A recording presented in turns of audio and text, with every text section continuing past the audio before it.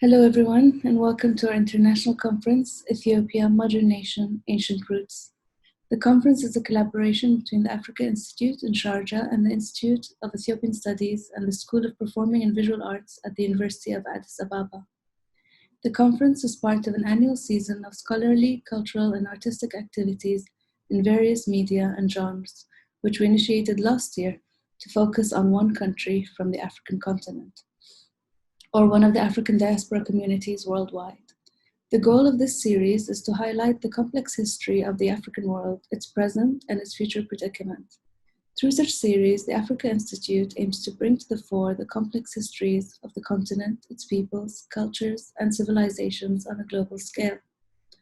For the academic year 2019-2020, the Africa Institute has focused on Ethiopia as the first in this series of seasons.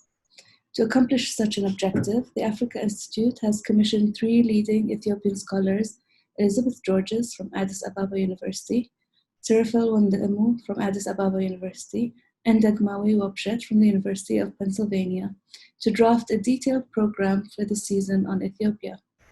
In addition to our conference today, the Ethiopia Focus program has included the following activities: a series of musical performances that were held in the autumn of 2019, and an art exhibition by the acclaimed Ethiopian artist Aida Mulune, organized in collaboration with the Sharjah Art Museum and the Sharjah Art Foundation.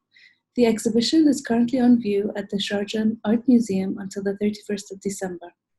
And for those of you who are not able to visit in person, you can view a virtual tour via our website, theafricainstitute.org. As many of you know, the conference was originally conceived as a 2-part event. The first was scheduled to take place in Sharjah in mid-March 2020 in the Africa Hall. And the second part was supposed to take place in Addis Ababa, Ethiopia, in late May 2020 at the Institute of Ethiopian Studies in the University of Addis Ababa. However, both events were postponed due to COVID-19, and with no signs that the pandemic will leave us soon, we must find other ways to continue. Therefore, we have resorted to holding this conference as a series of webinars starting today, October the 17th, until the 25th of October. Although we are very disappointed not to welcome you all in person in Sharjah, we are happy to start the conference, which we hope to publish as a serious contribution to Ethiopian studies. Most importantly, having this event will be the beginning of many more collaborations to come, and of a strong relationship with all of you that will allow us all to host you in person in the years to come. Thank you so much for all of your time and for your contribution to what we expect to be a great gathering of brilliant minds. Greetings, everyone, and welcome participants and audience from all around the globe. It's actually one of the ironies of the pandemic is that you get more audience than you get if you hold a conference in person. So I'm pleased to record that or to mention that we have over 100 for most of the panel. Each panel had subscription or participants or audience for over 100. So that is very pleasing, of course, prospect. So Hur's remark made it easy for me or made my task easier. Allow me to begin by thanking members of the team at the Africa Institute who worked very hard over the past year and a half to organize this conference, in addition to other parts of the Ethiopia focus season that Hur mentioned, which included opening lectures, music concerts, and a film series. I thank them for providing all the logistical support to make this conference a reality, despite the setbacks caused by the COVID-19 pandemic. I will just mention a few: Hajar Raha, Fatima Rashid, Sat'an, Sharif, Sarah, Selma Buhala, Rima Al-Badawi, Vijay, Abdul Aziz, among many others. I wish to single out my colleague Sat'an Al-Hassan for his hard work and diligent efforts, which made it possible for us to organize such a complex operation. I'm also extremely grateful to my colleagues in the convening committee, Professors Elizabeth Georges, University of Addis Ababa, Dagmawi Wobshet from the University of Pennsylvania, and Sirafel Wandemu from the University of Addis Ababa, whose knowledge of Ethiopian studies and beyond helped shape the intellectual premise and the conceptual tenets of this conference and its various themes. Words cannot express my gratitude for their efforts and for all of their collegiality and, of course, their friendship.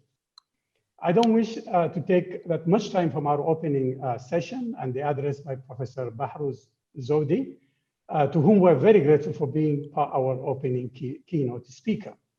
Allow me now just to delve directly and very briefly into the goals of this conference and its conceptual underpinnings. As stated in the booklets, Ethiopia, Modern Nation, Ancient Roots, actually the booklet I just want to mention to all of you, hopefully that you know that it is on the website and you can download it. So the conference calls for a range of interdisciplinary scholars to consider issues of Ethiopian modernity within a national international context. In many areas, including but not limited to, Ethiopia's image as a sovereign Black nation has influenced and has come to dominate debates on movements that range from Pan-Africanism to Afrocentrism in the 20th century and the 21st century. The conference aims to bring forth a transnational epistemological paradigms that can shed light on the current political, cultural, and intellectual complexities of Africa's oldest nation state. In the late 20th and early 21st century, Ethiopians have also experienced an unprecedented level of migration and have created new diasporas in Europe and North America that have shaped how Ethiopians at home and abroad have imagined themselves and forged new identification. This conference therefore aims to investigate the history of Ethiopia in and of itself and its complex relationship to the histories of the African continent, the wider African diaspora, and of course, the world at large. Let me stop here to allow my colleagues, Dagmawi, Elizabeth, and Surafel to elaborate more on the concept and the broader themes of the conference. Again, thanks to all of our conference participants who took the time to write and present their papers or participate in round table panels, and to the audience from all around the globe who have joined us online. So thank you. Greetings from Sharjah. Thank you, Salah. It is indeed an extraordinary privilege to be one of the organizers for the conference, Ethiopia, Modern Nation, Ancient Roots. I would like to deeply thank the Africa Institute in Sharjah, its president, Shikahur Al-Qasimi, and its director, Professor Salah Hassan, for initiating the conversation to conduct the conference. Hur and Salah visited us in Addis in May 2019, and we have discussed several collaborative initiatives between the Africa Institute and Addis Ababa University, and as mentioned, the efforts that are currently suspended because of COVID-19, but will hopefully reemerge in the post-COVID-19 period. Of course, Professor Salah Hassan's passionate interest in the studies of the Horn of Africa, and particularly in the studies of Ethiopia, Eritrea, and Sudan, had always been there ever since I knew him. And this conference primarily materialized because of that interest, which goes, he goes as far as wishing to unite the three nations. So a great imagination that we may not see in our lifetime, but nonetheless in the next generation maybe. So having said that, this conference covers a wide range of an interdisciplinary project that attempts to understand the political, cultural, and social complexities of Africa's oldest independent nation state. Indeed, as our conference booklet states, the studies of Ethiopia has largely been governed by a non-colonial thesis, which in Ethiopia, which was never colonized, is in rather than of Africa. So having been the director of one of the biggest archives in the country, which is the Institute of Ethiopian Studies, I have intimately experienced and witnessed the imaginary of the non-colonial thesis, not only in the archive itself, but with the sense of exceptionalism that came with this imagination among scholars and colleagues who engaged the Institute's archive. So although the archive has not changed much since my tenure, I have nonetheless witnessed a shift in the last few years from conventional Ethiopian studies scholarship to a more critical body of knowledge. Indeed, veteran scholars like Baru Zewde and more extensively scholars like Fikru Nagash Gabrakidan had written about Ethiopia's ambiguous relationship to the wider Pan-African movements. But it's only of late that scholars have extensively written about this relationship or lack. So although few young scholars from both the diaspora and from within have begun to challenge the non-colonial thesis that had for long pervaded the scholarship of Ethiopian studies from their respective disciplinary projects, scholarship needs to be further strengthened. And as they are doing that, these young scholars, as they're doing that, they're realizing that embarking on a new intellectual engagement, on a new critical translation of the studies of Ethiopia is also encumbered with its own problems. So a recent exchange, for instance, between professors Edom Getachew and Eleni Santim Jelleka, two accomplished female scholars. The fact that they are both women makes me extremely proud. They're both participants in this conference, is one good example. How these two diasporic female scholars imagined Ethiopia in two different ways, in a new scholarship, both trained in prestigious Western institutions and both equipped with sophisticated intellectual savvy, but nevertheless, they disagreed on the process and methods of research and study. I found that exchange very refreshing, far from what we have been used to in Ethiopian studies. And the scholars who had briefly left the country for further study and who have come back to the country with great intellectual enthusiasm, other young scholars who have never left the country and who usually congregate at my house for heated debates on politics, culture, and history, I also find their passionate exchanges extremely refreshing and exciting. So recent debates on translation work, for instance, have galvanized this interest and query.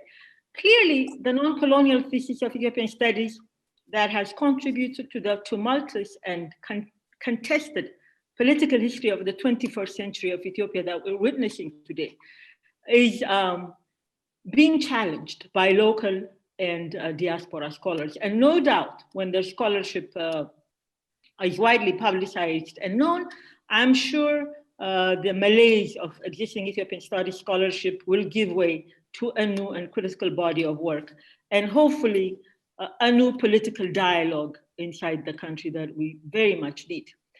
I say when their works are widely publicized because I'm also pointing out problems of access to these works in the country. Books are published in academic presses outside of the country, and getting these to the country has been very difficult. So having said this, I won't take too much time. I'm extremely excited on the issues that are going to be deliberated in the conference, and I'm sure it's going to be productive, engaging, and cutting edge. And I'd like to thank all the valued participants who, despite their busy schedules, readily agreed to be part of the conference. I would also like to thank the staff of the Africa Institute, and particularly Satan Al-Hassan, who organized every detail that pertained to the conference, from scheduling, contacting participants, producing the booklet, and some more. And thank you, Satan, for all your patience with us. Now I give it to Professor Admasu to give his remark. Good evening, good afternoon, good morning to all of you watching, wherever you may be. Thank you so much for joining us in spite of these uncertain and precarious times in which we all find ourselves. I want to begin by expressing my deepest gratitude to the members of the Africa Institute, its president, Sheikh Ahur Al-Qasimi, its director, Professor Salah Hassan, its deputy director, Hajar Raka, and as El Sabit beautifully put it, its program officer, Satan Al-Hassan, with exquisite care, who put together the program, and everyone at the Institute who worked tirelessly to make this conference possible. The Africa Institute is off to an auspicious start. In its very short life, In just 2 to 3 years, it has already managed to showcase the cultural and intellectual riches of the continent, and there is no doubt that very soon it will be the premier research center on Africa in the world. Therefore, we are delighted and indeed honored that the Institute decided to commit to Ethiopia an entire season of programming, enabling us also to stage this conference and assemble such an illustrious group of scholars and artists to share their insights, their wisdom, and their provocations. So on behalf of my dearest friends, Dr. Elsabet Oldegiorgis and Dr. Surafil Wandimmu, I want to express my profound appreciation to everyone here at the Africa Institute in Sharjah. Now, in trying to say something meaningful in my very brief welcoming remarks, I couldn't help but think about the dead. That is, the recently departed. In the last decade or so, we have lost towering figures in Ethiopian arts and letters. I thought first about the late Jonas Admasu, the foremost literary critic of Amharic literature, who graced us with his razor-sharp intelligence and wit at a conference that Salah and Elsabet convened at Cornell University in 2008. The distinguished Ethiopianist, the late Richard Pankhurst, was also at that conference. I thought about the late Salomon Deresa, the incomparable essayist and poet who contributed to a special issue of Callaloo that Elsabet and I co-edited in 2010. I also thought about Abata Mokrea and Getachew Dabalke, gone in the last 2 to 3 years, two figures without whom modern Ethiopian theater would make little sense.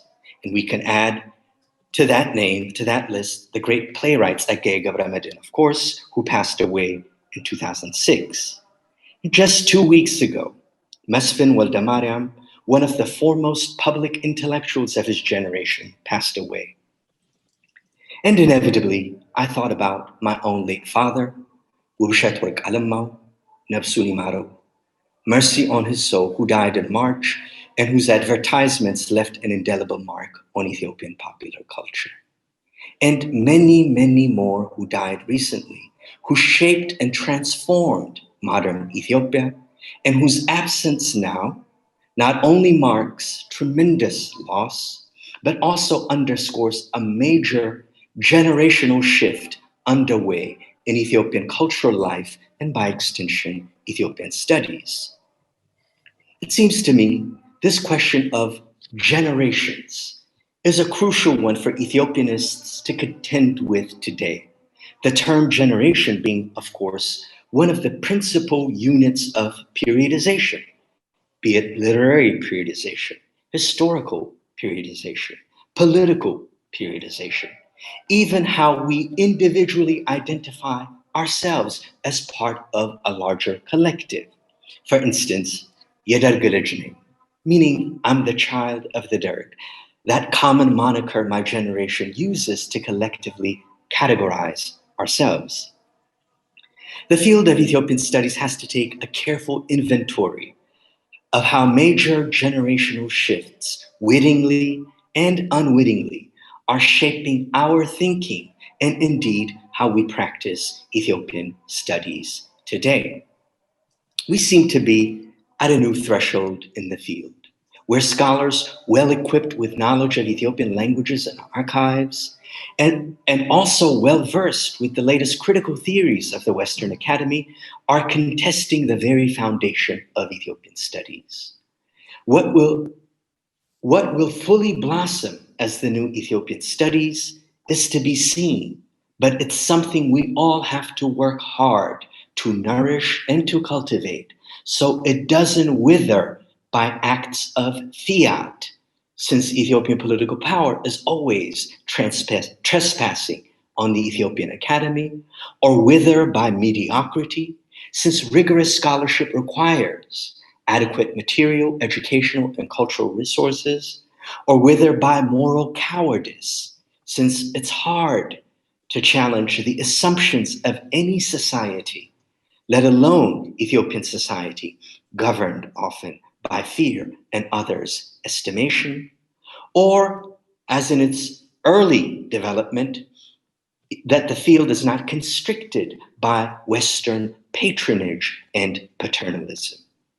In short, we all have to ensure that the new life that's being injected into the field is not snuffed out, but instead can develop fully and assert itself boldly.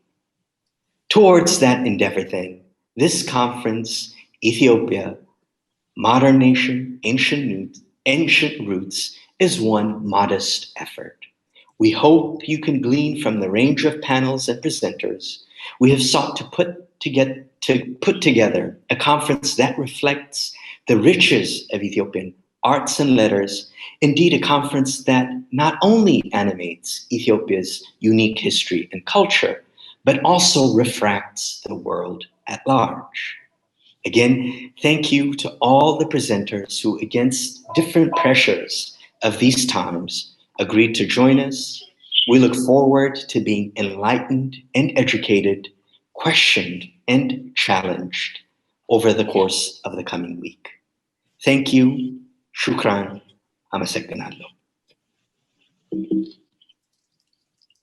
Thank you very much. Can you hear me? Oh, yes. Thank you. I'd like to thank all the co-organizers at the Institute of the Africa Institute, Sharjah, and the Institute of Ethiopian Studies at Addis Ababa University, my colleagues, and everyone. An Ethiopian female migrant worker imprisoned at Al Deir Detention Center in Saudi Arabia recently said, quote, "He was sleeping on the ground. He was weak. He urinated while sleeping. We shouted and guards came in to take him. 4 days later, I saw this 15-year-old boy lying on the ground outside. He was dead. I saw another body next to him," unquote. History has continued to be catastrophic. The debris is piling up in front of our eyes, hurling at our feet. From the killings in different parts of Ethiopia, to deaths of hundreds of migrants in the Red Sea, Gulf of Aden, and Mediterranean Sea, from atrocities endured in prisons, domestic spaces, and industrial parks, to ghettos, high-rising buildings, and psychiatric hospitals. From Africa to Europe, North America, and Asia, Black bodies have continued to suffer from both epistemic and embodied incarcerations. As race, gendered, and sexed global capital is, the global, regional, local, hierarchical relations hit women, poor men, sexual minorities, caste groups, local workers, farmers, and pastoralists very hard. To make Black lives more precarious, neoliberal forces use Black bodies as scapegoats. Yet global capitalism thrives, denying its inherent crisis and cannibalizing the human suffering, as, for instance, evidenced in COVID-19 public health catastrophe. How can we then account for and see the wreckage piling up in the here and now, amid proliferation of empty nationalisms, rise of white supremacy, and intensification of necroeconomy that is driven by, quote, the logic of capital, which posits death as central activity of value creation, unquote, as Fatmir Hazkaj has it. What is equally important to note is the renunciation of any utopia other than neoliberal desires, or what I call necroepistemology. As global Black Lives Matter movements give us hope, Ethiopia, Modern Nation, Ancient Roots, our conference will play a generative role in giving a space for intellectual conversation and artistic engagement that question the status quo and co-create options. I hope the space offers an ample opportunity to unsettle local and global parochialisms and critically engage with issues of global humanities in the present without losing sight of particular historical material relationships. Following Du Boisian perspective, Ethiopia, modern nation, ancient roots will serve as a mode of thinking to take Ethiopia as a crossroad that accounts for its people's historical material relations with the rest of Africa, the Black diaspora, the Middle East, and Asia, including their vexed relation with the West. Thank you so very much, and I wish all the participants of this conference, film screenings, productive and enjoyable time. Thank you.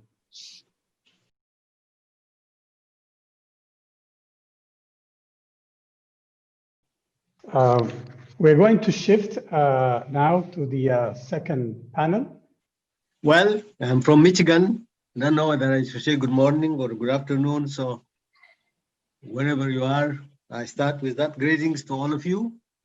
I'm privileged to be part of this conversation and to be a moderator and a discussant for three great scholars. As I said, my name is Dr. Tababa Shete. I am the moderator and the discussant.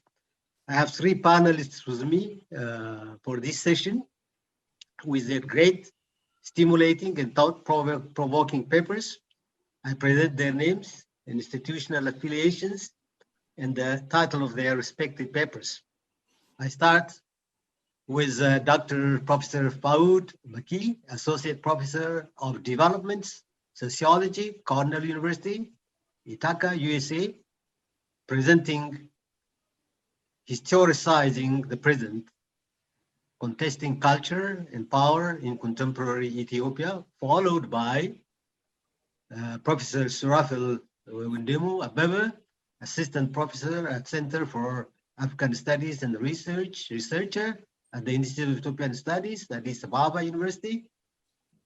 His paper, the paper is entitled Ethiopia, Epistemic and Material Violence, Unsettling Ethiopian Exceptionalism. Lastly, but not least, followed by Professor Shimelis Bonsa Gluma, Stony Brook University, New York, and his title would be Exceptionalism, Interrogating the Entangled Making of Modern Ethiopia. Sorry, Professor, sorry. Yeah. So I think one participant is missing in here, Dr. Sarait Bakkala. Oh, yeah. Okay. So we have four. Hello? Yes, we have four. And Okay. I think the title and everything is in the booklet, I think. Good, good. Thank you for reminding me. So we have four presenters. So all of these, each presenters will have from 15 to 20 minutes maximum. So I really want you to make an effective and beneficial use of your time so that we have plenty of time for discussions. At the end, I will make probably as required brief comments, and then the floor will be open for discussions. So I have here in my list Professor Fouad Maki as the first speaker. So I invite you to take the podium and present your papers. Thank you. Thank you, Tejale. I wish I was taking the podium and we were all there together to be discussing this very important questions that unfortunately the pandemic has prevented us from doing so. But let me just say first begin by thanking the organizers of the conference, Dagmawi, Elsabet, and Surafel, for inviting me to the conference. And I also want to acknowledge my friend Salah Hassan, the director of the Africa Institute, for making this possible in the first place. And also, of course, Adan for his patient work in logistically facilitating it. What I want to do in the time available to me today is offer some necessarily very general remarks on the profoundly contested process of transition that Ethiopia is undergoing today. Reflections on the present, especially when they concern such a very fluid and complex process, cannot but, of course, be provisional and even perhaps speculative to some extent. And what I hope to do by way of compensation is to try to situate the present in its past, to examine it as a kind of continuation of a history that gives it shape and meaning without necessarily determining it in some, teleological sense. Central to this moment of contestation, of course, has been the very meaning of Ethiopia itself, its identity as an imperial or a national formation, and the implications of each for how relations between culture and power and between state and citizen are to be conceived and imagined. The more immediate catalyst for this current very heightened moment of contestation was a crisis of legitimacy. 2015, 2016, marking the high point of this crisis of legitimacy, that undermined the stability and political coherence of the ruling coalition, the EPRDF government, and created a political opening characterized by the unprecedented expansion of a plurality of public spheres, themselves facilitated by newly proliferating media of communication, and also, of course, legally secured rights to free speech and organization. In this highly charged conjuncture, where connections between past, present, and future are being reconfigured, and the boundaries between popular memories and professional histories is shifting, the anxiety and political urgency of the current moment, one could say, has turned the past into a particularly contested site of identity formation, a way of rooting oneself in an uncertain and rapidly changing present. To simplify a little bit, it is possible to say that the two overarching representational forms that have crystallized in this space are, on the one hand, a certain conception or a pervasive vision of Ethiopia as itself a legendary land with a unique and immemorial past, a Christian kingdom ensconced in a mountain fortress with its venerable script, its iconic monuments, the land of the Queen of Sheba, and the 3,000-year history of unbroken dynastic continuity. In some respects, this official narrative was promoted by a certain kind of neo-Orientalist discourse on Ethiopia, for whom Ethiopia was unique because it was considered to be a Semitic civilization that somewhat fit uneasily into Africa. The idea of an ancient and sovereign Ethiopia also found powerful resonance in the 20th century and also within the Black diaspora beyond it, as a politically potent symbol of Black pride and resistance in the age of European imperialism and colonial rule. Ethiopians themselves have had a fraught relationship with these representations, even when fiercely challenging the political orders that sustained the official narrative. So even when there are movements that have resisted the dominant form of the state, sometimes they have done so by saying how it is that a great society and nation and empire with this venerable history has fallen into a moment of backwardness and so on. So even as an oppositional discourse, there is, I think, a kind of sublimation of this narrative of Ethiopia. Now, of course, all countries have rather fond images of themselves. Ethiopia is no exception to this. But this Ethiopian ideology, I think, comparatively speaking, when you're thinking about it in relationship to other post-colonial societies, originated not from a national liberation struggle against some external power, and national oppression was, if anything, largely internal.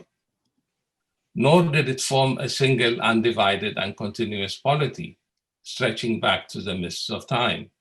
The very name Ethiopia is, of course, itself a Greek coinage, taken from early texts referring to the lands south of Egypt. The ideology clearly obscures or avoids such issues, but it should also be recognized that the values to which it appeals are not mere fictions, and the ideology would be of little effect if they were. Nor is its history woven simply of myths and delusions, even if, as an official narrative, they form so selective a representation of that complex history. So to critique this ideology is undoubtedly disconcerting to many, and confronted with historical evidence of just how badly the peoples in the conquered South, for instance, were treated, too often a rather defensive reflex and decorous evasion comes into play and is quite visible in the public arenas in Ethiopia today. Now, this official ideology is, of course, not the only nationalist ideology at play.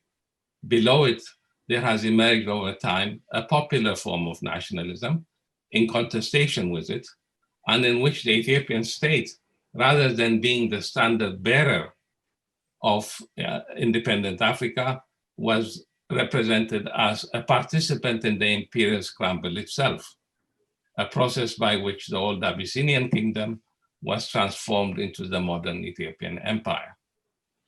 In contrast to the official celebratory desire to hold on to the established and to the familiar, this oppositional discourse tends to be recuperative in form, expressing a desire to recover a usable past as a means of affirming denied histories and making claims to particular sovereign futures. The resultant narratives often produced this kind of oppositional nationalist narrative, often produced a teleology in which incongruent aspects of the past and present are reconfigured as the unfolding of an inexorable logic whose terminus was the nation state.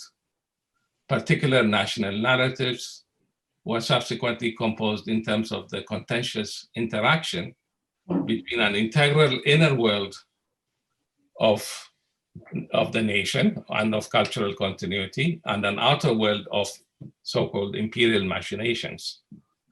The complexity of the political and cultural relations between so-called national formations and the imperial formation was typically elided, effectively sanitizing the past to exclude any disquieting elements.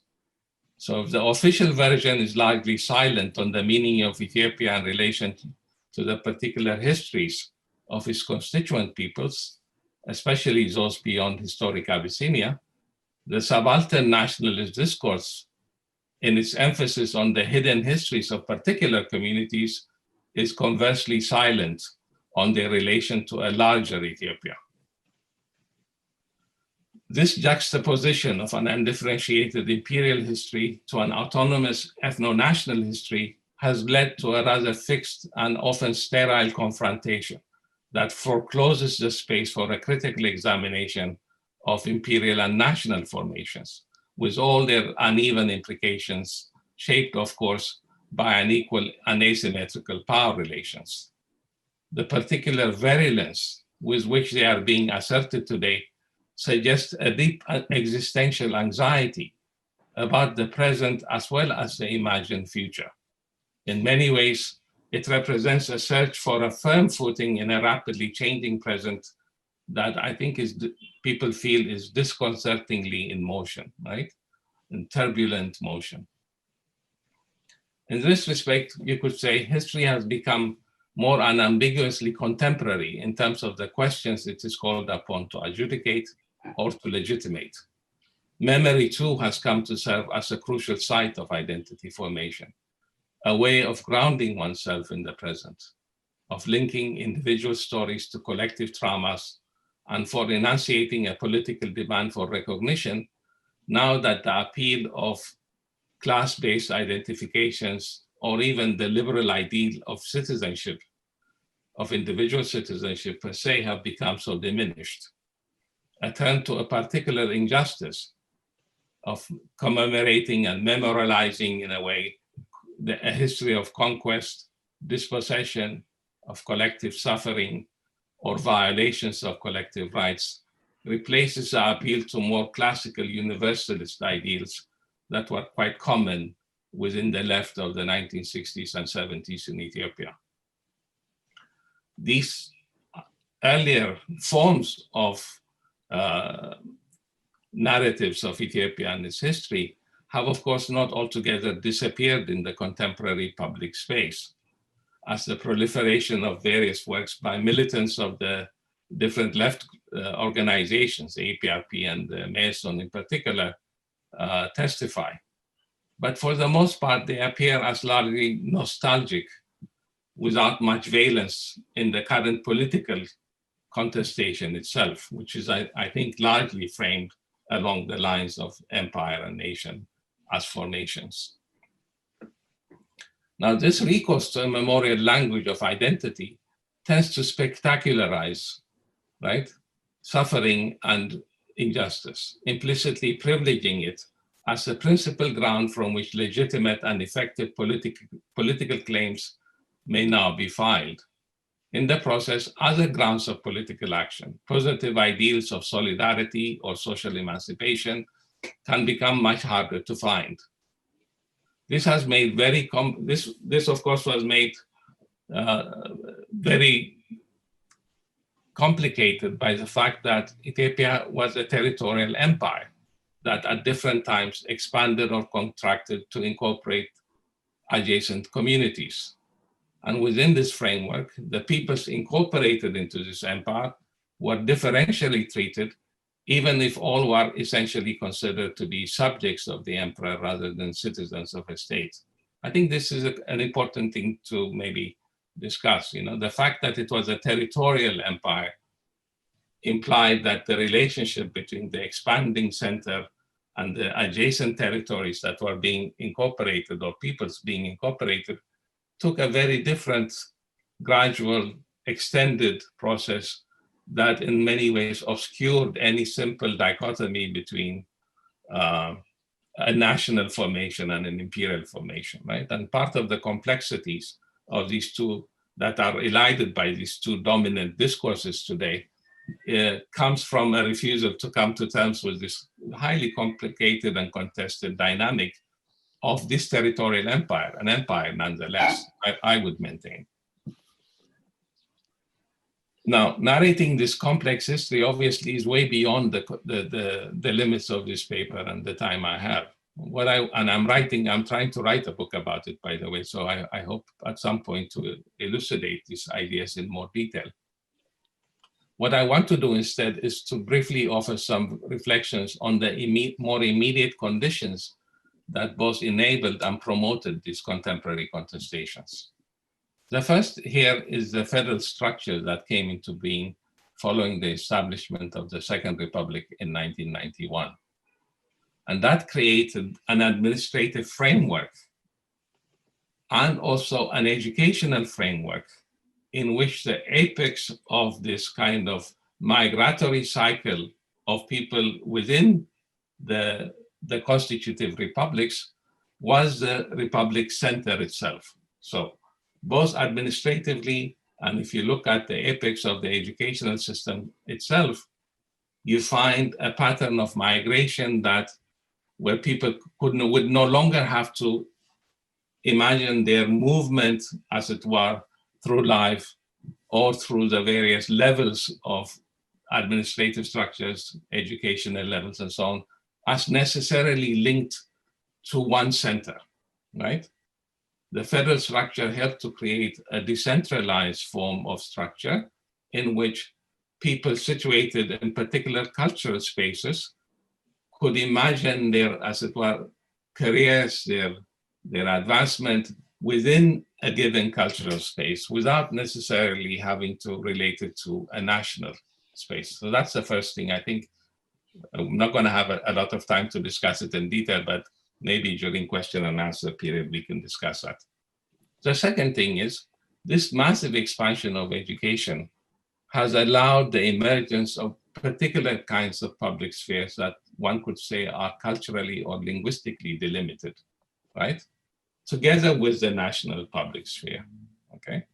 And this public sphere is largely, in terms of the voices that are articulated in it, consists of this newly educated young people that are quite active in it, and also utilize new kinds of mass media, social media in particular, as a key medium of communication and interaction. And these public spheres also interact, it should be said, given the large Ethiopian diaspora today, with public spheres that also exist in the diaspora, right? And have their own media, their own new technologies of communication and so on. These new public spheres that are not simply the national one, but are more circumscribed by different cultural spaces, have in many ways also promoted a link between new urban spaces that are emerging in these territories and the rural areas. And I think this is a kind of new development in which this new, highly combustible young population performs the role of articulating various kinds of demands that are both specific to them in the urban spaces they reside, but also magnify concerns and questions that are there in the rural areas. And what I mean by that is these young people often are not very far removed from the rural areas from which they come, right? Either in terms of their own family backgrounds or in terms of their continued relationship, active relationship, so that the boundaries between the urban and the rural are in some ways less sharply defined than one would have imagined if you were thinking about it primarily in terms of Addis Ababa as a national capital and the rest of the country. So there have been a series of new emergent urban spaces that now serve as alternative sites for the formulation of these new kinds of publics. I'm probably using up most. Do I have any time, Atoshete? You have less than 5 minutes, so you can Okay. you can use the remaining time. Yeah. And I think so. Besides the large administrative restructuring federalism created, which itself enabled this massive expansion of linguistically distinct forms of education that then also permitted the emergence of a multiplicity of publics, right, that interacted much more easily between rural and urban areas, I think also accounts for the kind of discourses and contestations that are quite visible in Ethiopia today. Now, these obviously don't take the same form in all the different regions, right? And I just want to say a few things about, for example, the form it's taking in the Amhara region as opposed to the form it's taking in the Oromia region, or how it's playing itself out in Tigray today. Again, very, very truncated form, but only in order to open it up for discussion. If you look at what's going on in the Tigray region, for instance, today, once the coalition in which the TPLF had for a long time been hegemonic was fractured, a new kind of conception of Tigray is emerging that is in contestation with one that had prevailed in the previous 20, 25 years. And this is an unambiguous or an ambivalent conception of Tigray when it comes to its relationship to an entity called Ethiopia. On the one hand, an assertion that Tigray is the cradle of Ethiopia. Without Tigray, it's hard to conceive of Ethiopia, and so on and so forth. On the other hand, a desire to affirm in very strong terms a conception of Tigray as having its own autonomous history with its own civilizational pedigree, and using that as a way to make claims about a sovereign future. So that's there today. It's playing itself out in complicated ways. I think it's still in a kind of an ambivalent space, right? That is internally contested, and is of course trying to fashion itself in relationship to what's happening in the federal state.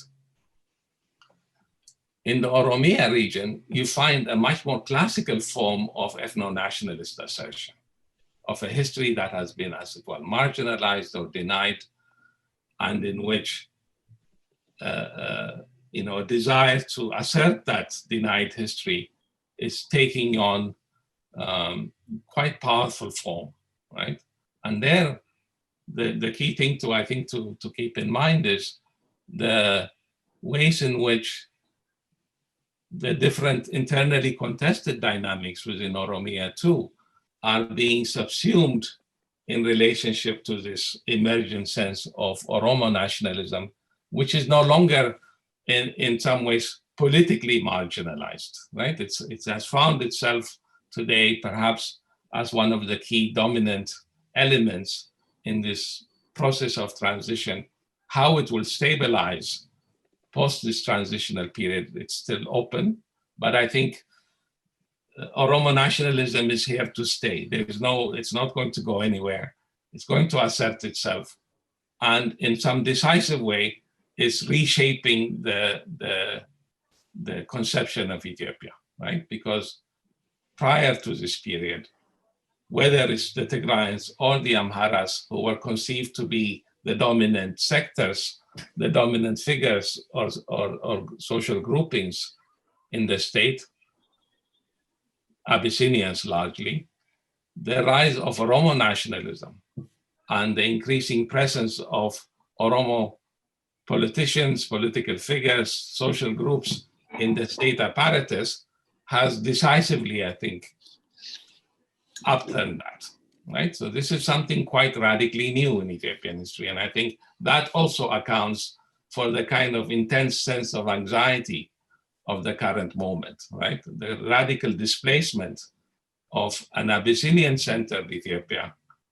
by a kind of transformation in which those that had been excluded, especially the Oromo, given their demographic weight in the society, is unsettling the kind of accepted landscape of Ethiopia. And lastly, on the question of Amhara nationalism, right, which had been complicated by the fact that many Amhara intellectuals had refused to consider themselves as Amhara, had imagined themselves as Ethiopians, largely because they too had felt that there was no disjuncture between their cultural identity and the cultural identity of the Ethiopian state. That has changed. That started to change already by 1991 and generated a kind of internal crisis of self-identification, right? Of trying to maintain this ambivalent relationship between Amhara-ness and Ethiopian-ness, or to assert a specifically Amhara form of nationalism. And increasingly, the rise of Aben in the Amhara region, I think is a manifestation your time is up, so. Okay, well, thank you very much. If you have a word I will be generous, just if you could wrap it up within 1 minute or so. No, I think I can stop there. These were obviously meant to be just provocations, and hopefully we'll have discussions about them. Thank you. Appreciate it. Thank you so much. So our next speaker is Professor Surafel Wundumu Abebe. I think I've already introduced him. For the interest of time, I invite you to present your paper. Thank you so much. Again, in the interest of time, I would like to read what I've written. As the moderator told us, the title of my presentation today is Epistemic and Material or Embodied Violence, Unsettling Ethiopian Exceptionalisms.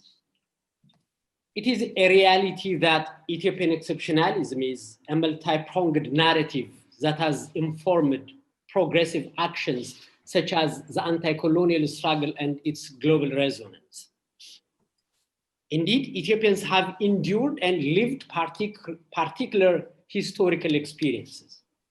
Yet it is time to ask what other realities have been glossed over and what other questions we are not asking due to the meta-narrative of Brikiywa, the unique, and Qኝ ያልተገዛች, uncolonized Ethiopia. Uncritical pan-Ethiopian discourse chiefly subscribes to Semitic origin that alienated what it invented as non-Abyssinian groups, as aliens, while it selectively remembers what it calls 3,000 years of untrammeled history. This story of exceptionalism, however, forgets any negation embedded in its own narrative. For instance, it does not acknowledge episodic contradictory histories, but imposes epic narration about uninterrupted history. Paradoxically enough, in its retaliation against such flattening pan-Ethiopian discourse, ethno-national narrative takes the former's uniqueness and its positivist theory and method for granted. In so doing, both nationalisms, the pan-Ethiopian and ethno-nationalism, without losing sight of the fracture embedded within these categories, both nationalisms shatter possibilities of other utopias that account for inter and transsectional. By transsectional, I mean going beyond Eurocentrism and any kind of ethnocentrism, that account for inter and transsectional issues of capital, class, race, gender, sexuality, ethnicity, religion, caste, disability, age, and other important variables. To approach this problematic, I want to start with this question.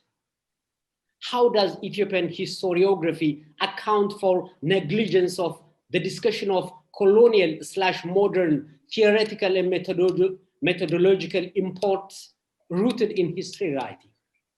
This is an urgent question in that the current political predicament and discourses of pan-Ethiopianism and ethnicity have been highly affected by the Hegelian and Rankian models of rationality. Even though official exceptionalism narratives and traditional history writing have camouflaged critical debates around inter-transsectionality, it was almost 100 years ago that Ethiopian critical thinkers such as Gebrehiwot Baykadaኝ and Melaku Bayan questioned Ethiopia's independence or its uncolonized status. While he advocated for learning from Europe's technological modernization, Gebrehiwot cautioned his fellow Ethiopians to educate their children, arguing that the physical infrastructure Ethiopia had to build would otherwise benefit the Ferengi or the white man unless one had to take building knowledge infrastructure seriously. Cognizant of his conditions, Gebrehiwot then asked this important question, quote, "Can we say that we Ethiopians have independence," unquote, despite Ethiopia's victory over colonialism?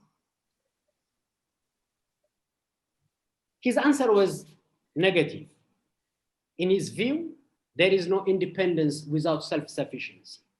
Given that he begged such a question in the wake of the Adwa victory over colonialist Italy in 1896, I would say that Gebrehiwot had already tried to understand Ethiopian experiences, not only based on his concern about the looming colonialism, but also in light of coloniality, meaning pointing to the state of being colonized without losing political independence. Nevertheless, Gebrehiwot's contempt for women and certain ethnic groups are untenable. For instance, while his contemporary Deresa Amante, who came from an Oromo society, was reflecting on the condition of modernity in Birhanna Salam newspaper along with him, Gebrehiwot condemned the Oromos as people with inferior knowledge.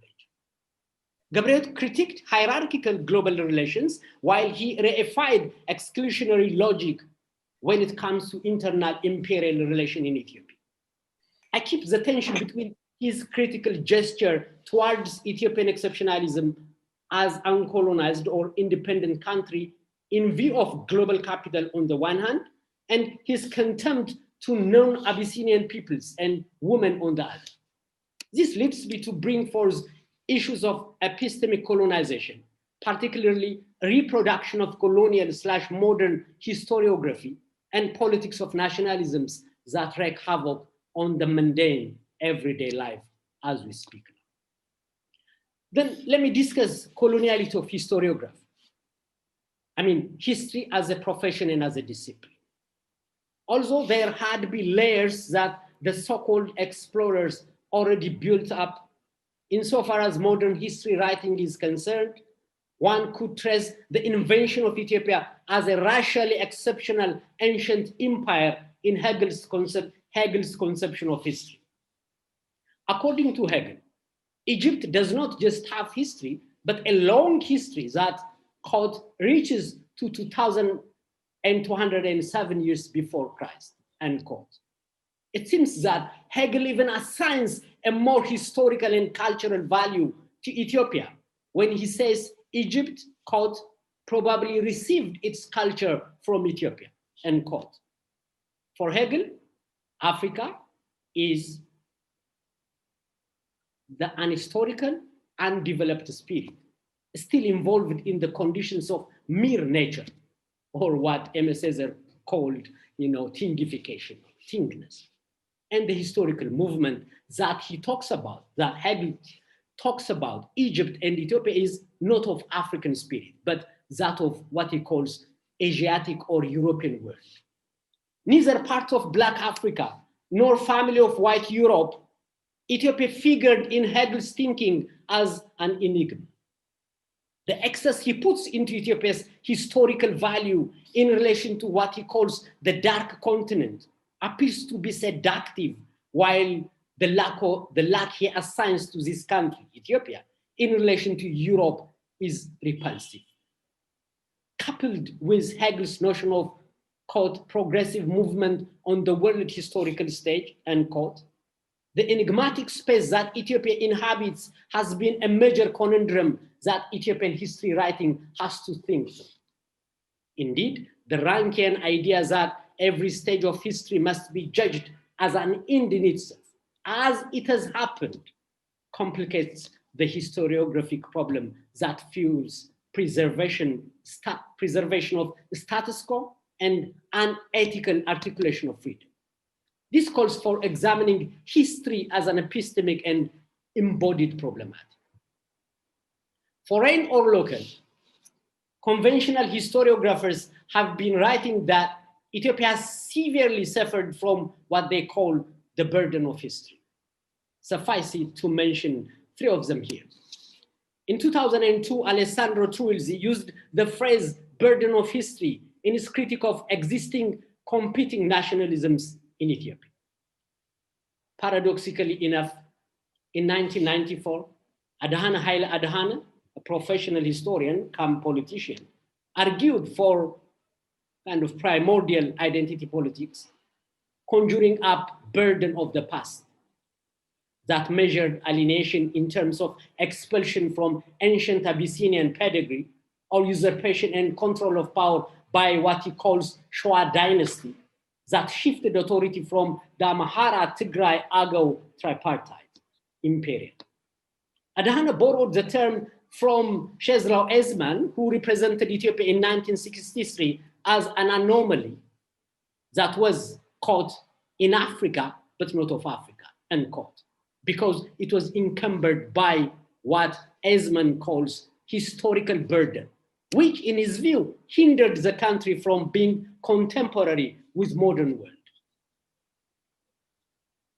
I argue that in these lines of thinking, history has been thought of as a thing of the past, whose duress is mostly measured in terms of accumulated empty time, than a colonial/modern theory that produced a positivist methodology. Despite the sporadic emergent critical engagements, Eurocentric historiographical procedures continue to be dominant in Ethiopia, in Ethiopian professional history writing. However, as Arif Dirlik reminds us, critique of Eurocentrism is not enough in a world where Eurocentric views have been internalized so much so that sheer identity politics obfuscates and makes impossible to unsettle the workings of global capital. For instance, the Semitic history pursued by uncritical Pan-Ethiopianists, those who argue for greater Ethiopia based on 3,000 years of untrammeled history, by alienating what they invented as the non-Semitic other, and politics of autochthony, advanced by ethno-nationalist scholars, those who question the former while they essentialize ethnic identity by foreignizing what they invented as the non-Cushitic other, reify one another's logic and method. Marxian history writing that accounts for the national, class, and gender question, though it usually delays the gender question, suffers from similar, if not the same kind of historiographic problems, since it follows Rankian procedures of archival research and history writing, and its dialectics is limited to temporality, as it does not account itself for the question of space or spatialization. As a result, all sees the burden of history as an accumulated homogeneous time that encumbers the present without attending to the ways in which the past has been made intelligible in the present moment. Many professional and public historians too, see the burden in Ethiopian historiography less as an inherently problematic issue embedded in history as a profession and discipline, as a rest, gendered, sexed, classed, and imperial discipline, which has got its own historical formation. Rather, they view history as sheer temporality, as Agamben and David Scott tell us. I argue that these writers measure only the burden of the past time/history on the present than rethinking the conventional philosophy of history as an epistemic and embodied burden. In other words, they see history in terms of abstraction of reality, just as a change in time, than as placement and displacement or question of spatiality, temporality, and embodied social relations. Since Hegelian historiography depicts Black bodies in terms of lag in time and lack in space, it is vital to historicize and spatialize at once. If such a proposition is tangible, I can respond to F.R. Anker-Smith's call to, quote, think about the past rather than investigate it, end quote, by paying attention to meaning rather than reconstruction and genesis. When we reconstruct and look for genesis, what we have is, for instance, in the politics around Addis Ababa, what we find in this kind of history writing is either Finfinne or Barara. We don't account for the multifarious chaotic relationships and movements across time and across space. Thinking about the past starts from catching fragments from the past that circulate in the here and the now. Therefore, one has to understand the conditions that inform the formation of today's identity politics, concealment of neoliberal structuring, and production of gendered and sexed subjectivities that hinge on misrepresentation of the past in the present. Though my view is not presentist, in a sense that the past is abandoned to be exploited by the present manipulation, I would say, following James Baldwin, that history is about the present as much as it is present in our bodies. Baldwin allows us to see history as an embodied experience that we carry within us in the present, and as, quote, our frames of reference, our identities and aspirations, unquote. Yet Baldwin does not see history as eternally endowed with tyrannical power. but as an idea and lived experience that can change through recreating oneself according to what he calls a principle more humane and liberating.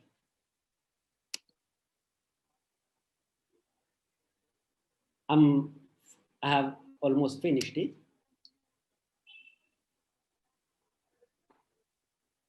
In a world riddled with necroeconomy, as I pointed it out in my introductory remark, in a world riddled with necroeconomy, which is, according to Fatmir Haskaj, quote, a logic of capital that posits death as central activity of value creation, unquote, and punctured by what I call necroepistemology, meaning renunciation of any utopia other than neoliberal desires. Decolonization of historiography is vital for unsettling violent colonial modern theoretical and methodological imports, as it helps us as a mode of thought and ethical action to envision multiple better human utopias. Thank you so much. I have finished. Thank you so much for staying on track. Thank you. So, yeah, exactly. You still have about 2 minutes even. Thank you for that. And then I will call upon the third speaker, Professor Shimalis Bonsa. Now, this is your time. You still have about 20 minutes. So, sorry, Professor. All yours. Yep. I apologize for the interruption, but I would like to please present the fourth speaker, who is Sarawit Bekele Debele. Yeah. Who is the postdoctoral research fellow at the Max Planck Institute for the study of religious and ethnic diversity in Germany. Should he be the third speaker? No, she can be the fourth speaker according to the schedule. And the title of her work is Reading. I have it. I have it here. Oh, okay. I have it here. Yep, of course, I have it here. Okay. I have it here. Yeah. Thank you so much, and please continue with the panel. So this is reading. If you know, correct me, reading Aphrocentric Troubling the Ethiopian Imagination. Yes, exactly. That's it. Yeah. Thank you so much. Okay. Yeah, so I have that at the last speaker. Okay, thank you. Bye-bye. Thank you. Appreciate you. So, Professor Shimalis, take the podium. It's all yours. 20 minutes.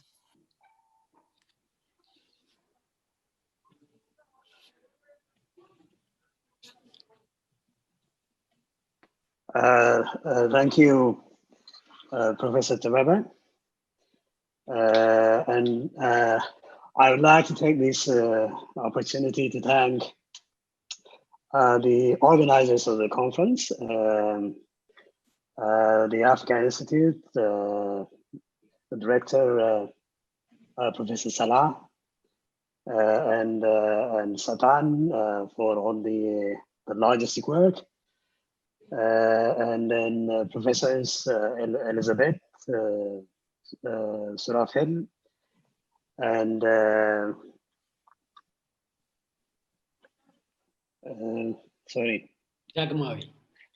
Dagmai, yes. Dagmai, Surafel, and Elizabeth for the organizing for the conference. I thank all of them for the opportunity to present my working paper on history and the complicated construction of modern Ethiopia. My paper is organized in the following ways. There is an introductory part, and then there is a section on the making of modern Ethiopia.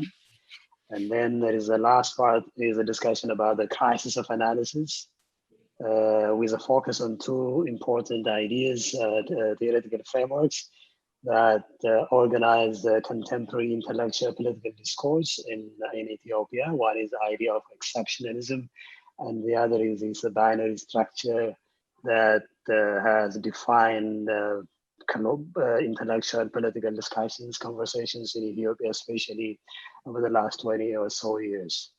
So what I will do is, just like my earlier colleague, Sirat Dela, is to read Not all of it, but part of the paper. I would leave out the discussion about the making of modern Ethiopia because it has been discussed in many ways. So I will only focus on the crisis of analysis. So I will start now.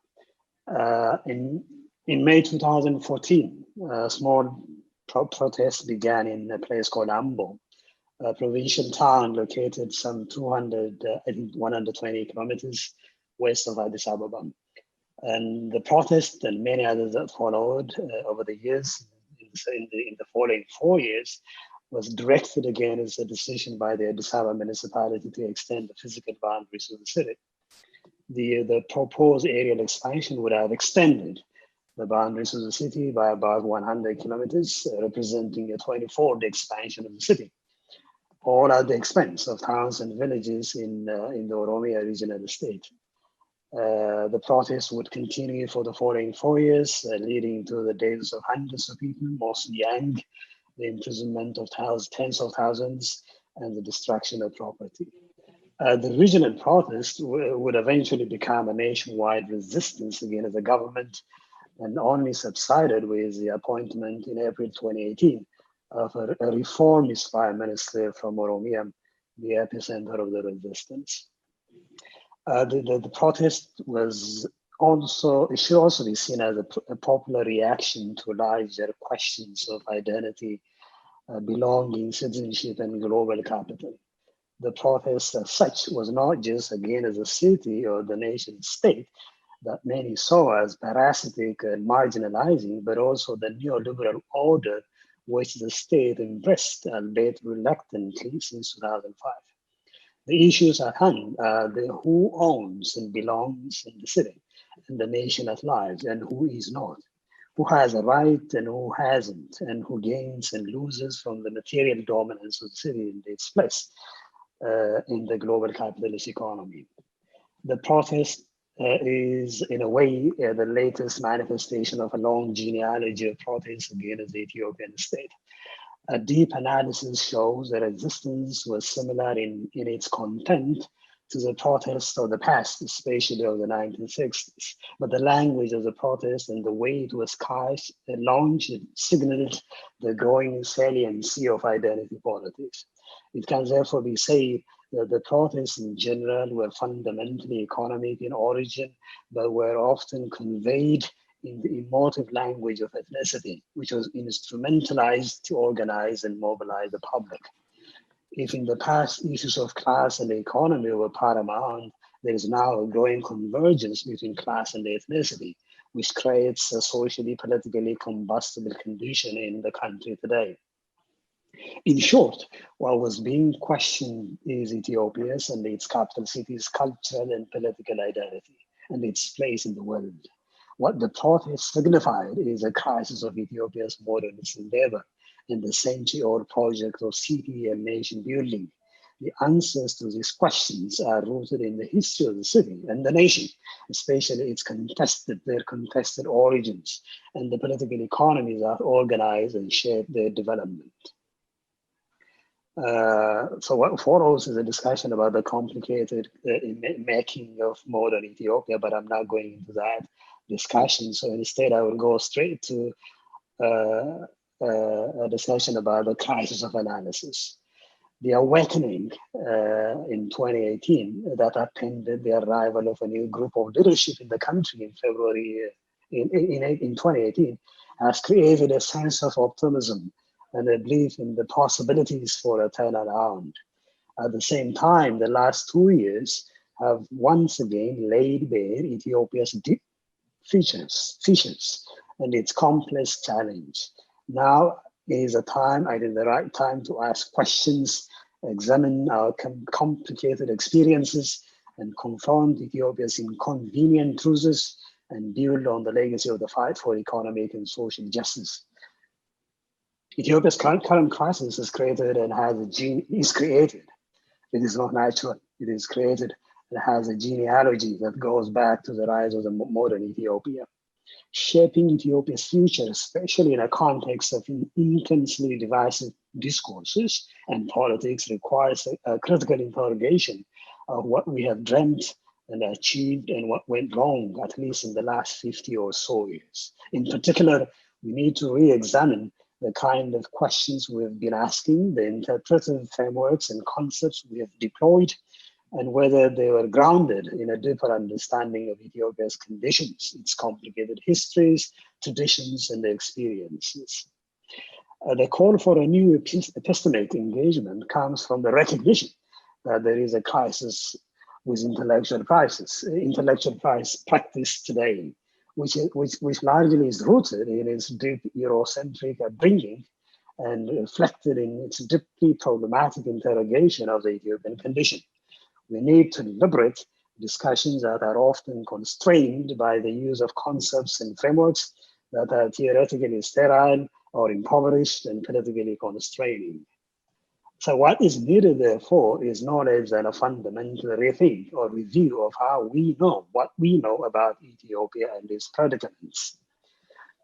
Such a critical practice allows for a different and better intellectual and political imagination. So let's begin with a critique of the notion of Ethiopian exceptionalism and then the analytical frameworks or the theoretical containers used in the interrogation of the Ethiopian conditions in the 1960s. So the first one is exceptionalism. So my title is Beyond Exceptionalism. The notion of exceptionalism is given a pride of place, shaping Ethiopian imagination, informing foreign imagination of the country, and organizing intellectual and political practice about the country, especially since the 20th century. Ethiopia's peculiarity, at least in Africa, has to do with its claim to exceptional history as a country with a distinct historical experience, which is partly a result of its location at the crossroads of multiple influences from within and without, the latter including African, Asian, Middle Eastern, Indian, and the European inspirations. One can argue that the idea of Ethiopia, or the modern idea of Ethiopia, is a product not just of Ethiopian imagination, but also imaginations from other areas, the Western world in particular. There is in fact a convergence between a Eurocentric conception of Ethiopia and Ethiopia's Semiticist great tradition, both placing the country on a pedestal of exceptionalism as a place in rather than of Africa, a Black Caucasian distinct from and better than the rest of Africa, if not Europe. Ethiopia, or at least its leaders, saw itself and was seen by many others, the West included, through a paradigm of difference, even as a separate civilization in space. Its great tradition enshrined in the Kronagist and other documents and its annual victory were deployed as instruments of validation. The epistemic and material implications of this creative imagination are very profound. Ethiopian exceptionalism claim to exceptionalism raises more questions than answers, but the critique of its ideological cultural premises and practices should not drain its epistemic possibilities, for instance, as a foundation for an alternative and counter-hegemonic narrative. The singularity narrative has the potential to open up new avenues to interrogate and resist hegemonic paradigms. For instance, the West and its Eurocentric assumptions and its universalist claims. One example is the Ethiopian critique of the West, its search for alternative modernity or attempts to negotiate Europe's colonial colonizing modernity.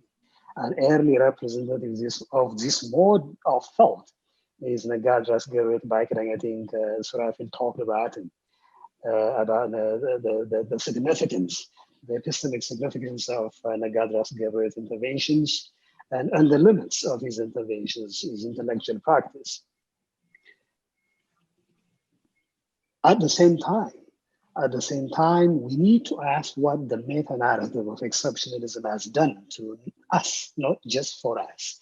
What kind of questions and thoughts has it concealed from us in questions that are embedded, deeply entrenched in institutions and the structures? Has this idea of exceptionalism given us or denied us the ability to ask those questions, interrogate those thoughts, including thoughts that were sexist and patriarchal or even racist? A deeper interrogation of Ethiopian exceptionalism exposes its complicity with tyrannical power and the consequence of tyranny. The notion of singularity, which simultaneously includes and excludes, is empowering, but also subjugating. Singularity often slips into ideas of manifest destiny and civilizing mission, which are very similar in some ways to the civilizing mission of the West. So one cannot help but notice how current discourses, especially on social media, on questions of Ethiopia's cultural identity and belonging, tap into these deeply sedimented stories and narratives of exceptionalism. Let's briefly elaborate on what the narrative of exceptionalism signifies, especially in the context of contemporary Ethiopian politics and discourse.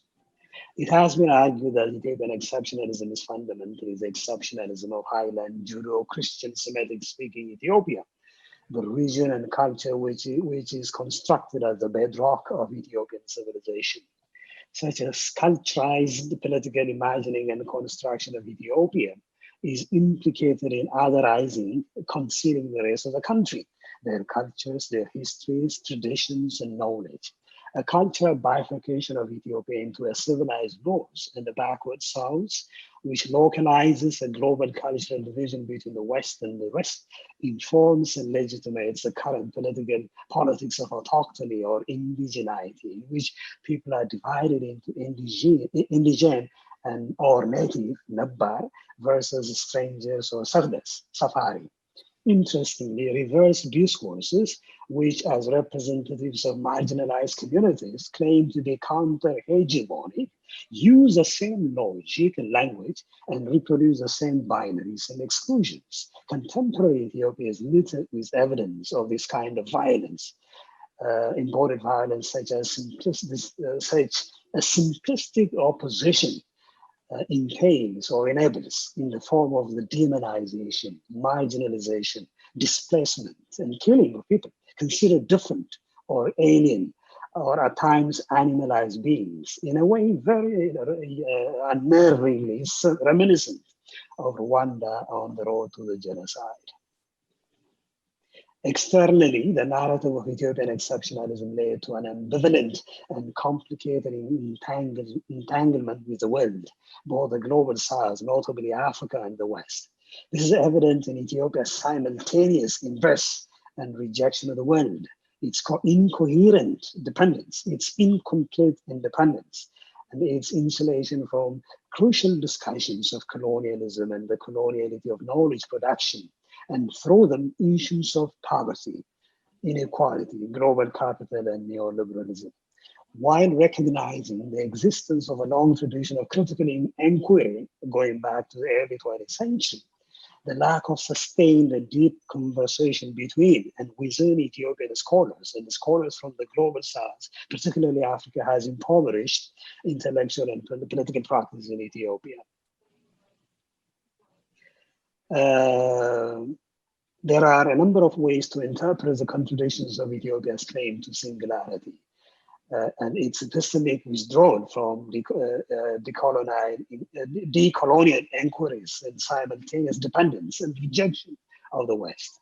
One example is the fundamentals of modern Ethiopia's historical constitution through an ambivalent and complicated negotiation ways rather than in a state of global capital. What shaped the development trajectory of modern Ethiopia are its marginal location in the global economy and its encounter with the colonial experience, all in spite of its claim to exceptionalism. The brutal reality is Ethiopia's independence is circumscribed, and its complicated development takes place under a constant, often seductive and subjugating gaze of global capitalism and capitalist modernity. So what should we do? While underscoring the historical specificity of the Ethiopian experience embedded in the idea of exceptionalism, one can argue that there is a need of an urgency for Ethiopia to go beyond or liberate itself from the paradigm of exceptionalism.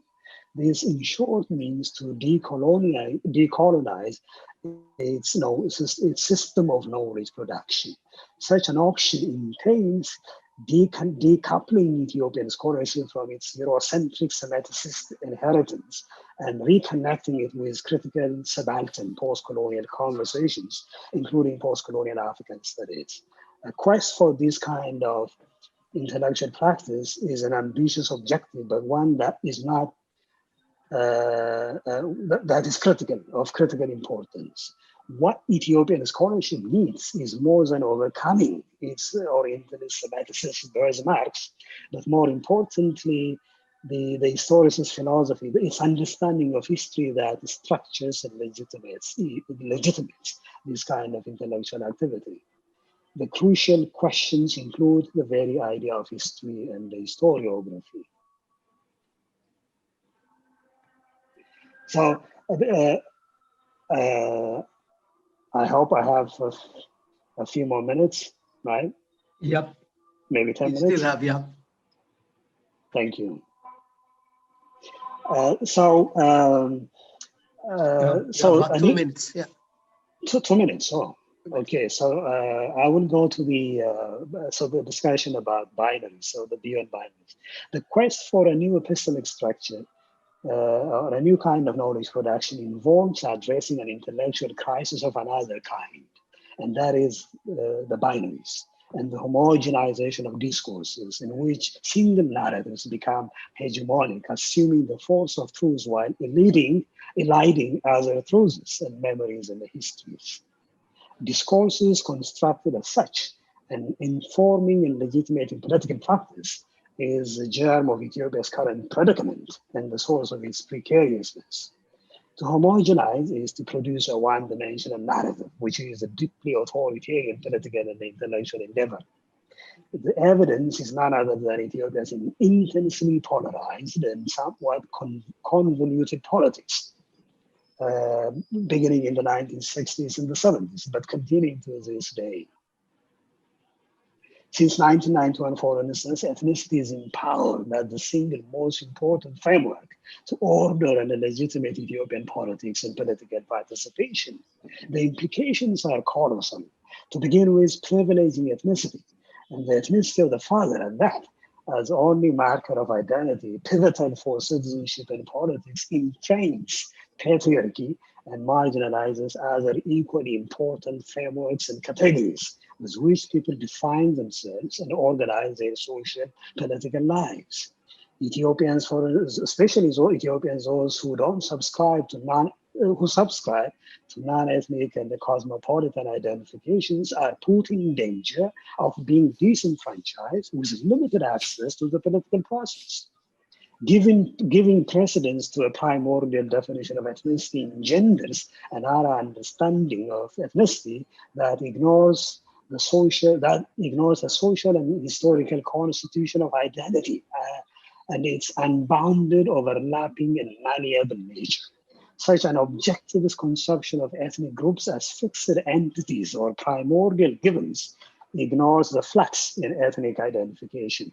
The result is erasure of people with mixed ancestry while imposing intra and inter-ethnic homogeneity at the expense of rich multiplicity of such affinities and affiliations. On the other hand, the same argument of homogenizing primordialism applies to other equally powerful categories of articulation such as nation, nationalism, and the civic ethnic variations of nationalism. More often, nation and nationalism are constructed as two distinct, bounded, fixed categories, organized around notions of organic and inorganic, liberal and illiberal, civic and ethnic oppositions.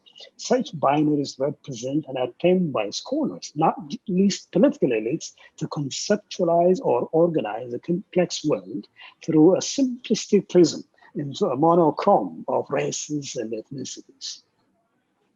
In Ethiopia, the nation is rendered primordial, often using the language of immutability. I think your time is up, Professor Shimalis. Okay. Yeah. Should I give you 1 minute just to finish? Okay, so let me the last part. I think okay, a few sections. There is a paragraph. Let me read it. An alternative intellectual. So in both cases, what I'm asking, what I'm calling for, is a new intellectual political imagination, which needs a new kind of envisioning. That is critical. And a history, the past, in particular, Ethiopian past, can serve as a guide in this important endeavor. And the way it is recovered, meaning history of the past, interpreted and applied matters. As I wrote elsewhere, a radical reading of Ethiopia as a coherent entity risks the danger of homogenizing the nation's diverse histories and experiences. An extreme interpretation of the notion of plurality, on the other hand, complicates the task of making sense of the nation. The challenge is what kind of history to write. One that subsumes complexity in the heterogeneity under a single dominant national history, or one that fragments a shared history into the experience of bounded and separate groups. A way out would be to decompartmentalize discussions of Ethiopia to show how its constituent parts are all tied in a complex wave of interdependence and relationships. Such an understanding valorizes the specificities of local experiences while constructing a composite nationalism, national identity, and history. I will end there. Thank you very much. Thank you. Yeah. Appreciate it. And then, of course, the last speaker, not the least, is Professor Sarawit Bekele. Thank you very much. Greetings from Germany, and thank you all, the organizers, for a great conference, and thank you for making me part of that. So what I try to do today in this presentation is try to read Obia, the first Amharic novel, from a kind of a different perspective that centers female protagonists. That's Obia. So I'll just quickly read my paper. So I intend to read, or perhaps reread, the first Amharic novel, Obia, with some speculative questions that I hope will generate productive tensions about the way in which Ethiopia is imagined. Obia was authored by Afrocentrism and published in 1908-11 in Rome. At face value, it reads as a story of a Christian family in destitute, in particular of a father and his twin children, Wahid and Obia, a family in constant search of reunion. And yet, Jonas Admasu sees beyond the story of a Christian family and posits it as Ethiopia's contemporary foundational myth. He states that the novel picks off from where Kubra-Nagast lives and yet departs from Kubra-Nagast in significant ways. While Obia and Kubra-Nagast were generated in times of trouble to offer a resolution for social conflicts, Obia imagines that possibility through fraternity instead of what Kubra-Nagast does, that is aggressivity. Whereas Kubra-Nagast historicizes a mythical past, Obia fictionalizes it. Focusing on two tropes, Jonas focuses on these two tropes, disruption and harmony. Ethiopia is imagined in Obia as one in which its diverse communities live in harmony, despite Anders Orthodox Christian moral and ethical values. Jonas also writes that the resolution to the social conflicts is imagined and narrated through a tinted glass of a Christian citizen. As Jonas himself points out, the novel defies categorization, a useful quality, I believe, that allows for reading it as myth, legend, adventure, romance, fantasy, all put together.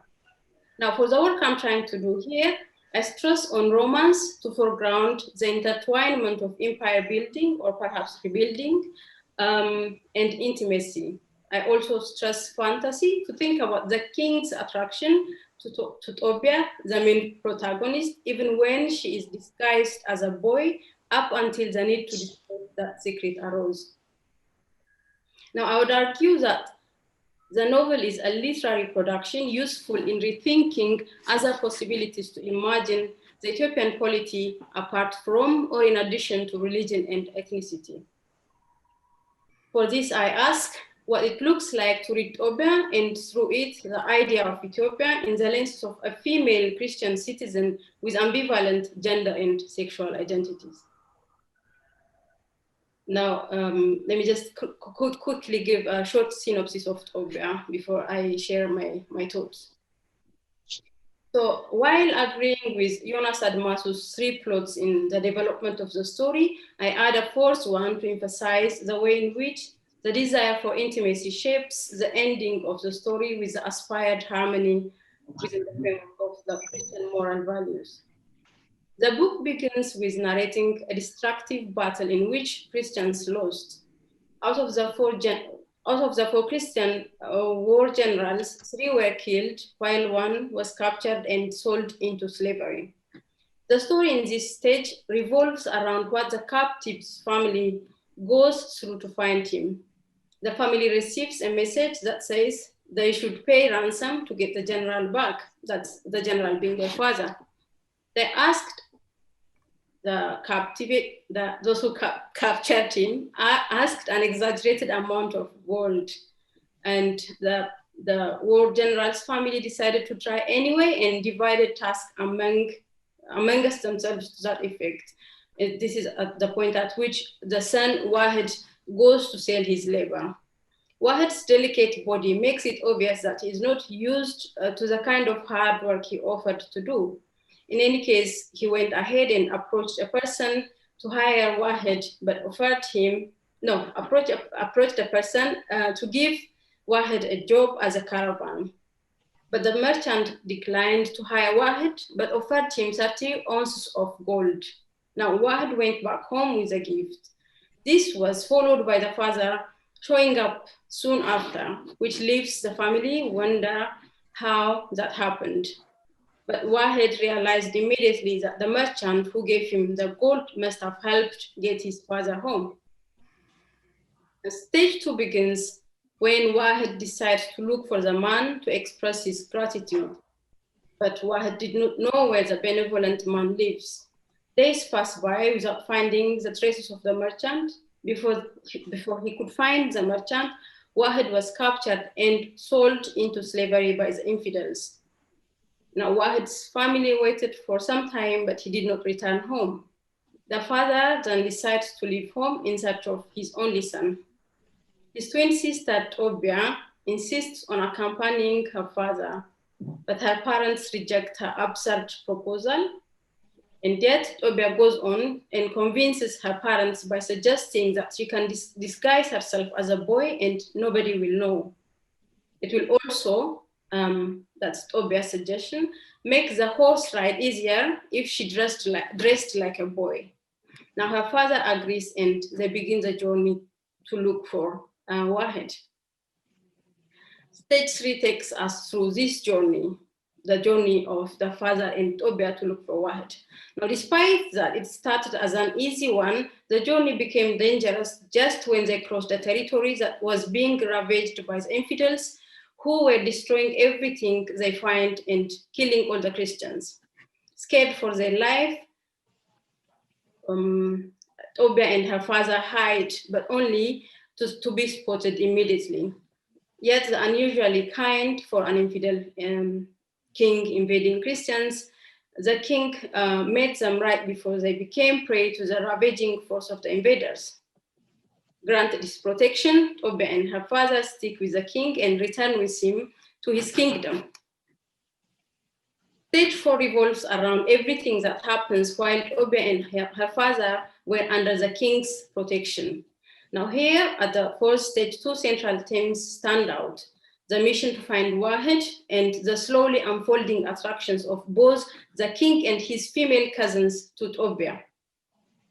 The king promises to help them find Wahed and the benevolent merchant. He also gives a place, both the father and Tobia, a place to stay and work to do. As time goes by, the king struggles with his attractions to Tobia. He helplessly gave in to his feelings, irrespective of the fact that Tobia is a boy or so she appeared.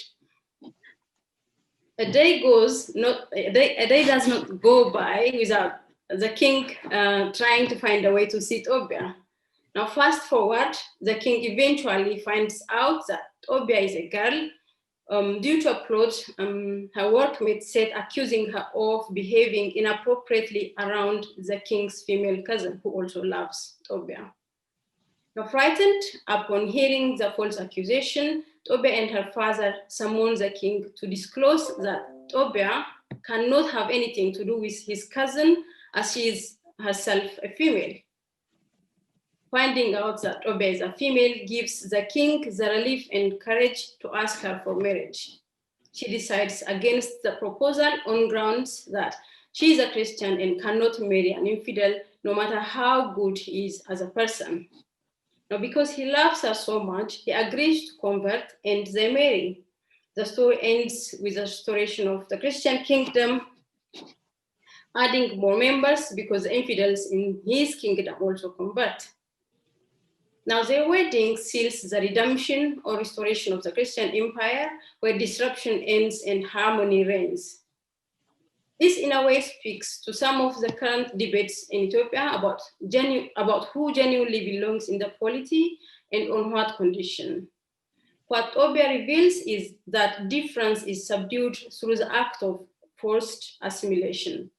The king's desire for love and intimacy are deployed as mediums through which restoration of the Christian empire are made possible. So accepting certain values such as Christianity were conditions for inserting oneself to imperial systems of rule. This means that harmony is imagined in the novel, or harmony as imagined in the novel is predicated on subsuming diversity under Christian values. Even though Tobia appears to be revolutionary in many ways, as I come back to it in the next sections, the novel still follows the route of continuity by valorizing certain dominant values. Now, here lies Ethiopia's continuity through a Christian religious ideology, and along with it, the narrative of exceptionalism, to which the Ethiopian Orthodox Christianity is central. But yet, Tobia offers us an additional lens, or lenses, if you will, through which we can imagine the nation. But this requires centering Tobia, her ambivalent gender identity, and the ways in which love and intimacy work.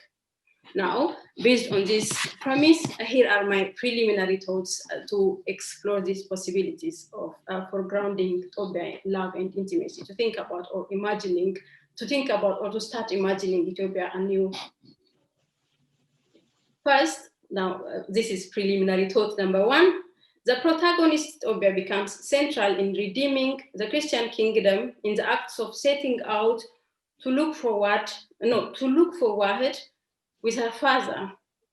Through her attempts to be part of restoring a family, which is central for empire, we imagine the restoration of the Christian kingdom because the family and its cohesion are central for imperial formation. But more crucially, Tobia brings in an important twist through her encounter with the king. By asserting that she will not marry an infidel, Tobia becomes central in the making or breaking of that Christian empire. It becomes apparent in the novel that if it were not for the king's attraction to Tobia, her initial resistance to marry an unbeliever and his readiness to convert, Christian Ethiopia and its restoration would not have been possible. Now, this means that Afroc's Tobia is not a woman who simply gives in to the seductions of power and privilege or flows along with what has been prescribed for her. She's a woman with a mind and decision of her own. Now, to be sure, she, along with her new husband, becomes the bearer of Christianity as a central pillar of imagining the nation or imagination. Christianity is a moral code the couple embodies and transmits to the unconverted and pass it on to the future. Whether through war or moral superiority, Christian religious ideology remains to be the dominant organizer of the political life of the kingdom. But in Tobia, love, not military might, is central in restoring that kingdom. that has been disintegrated. The will of God is manifested not through victory by aggression, but through intimacy or the desire for it. Intimacy brings about the harmony, the traveled time needed. Traveled time is the notion Jonas Admasu uses in his reading of Ethiopia.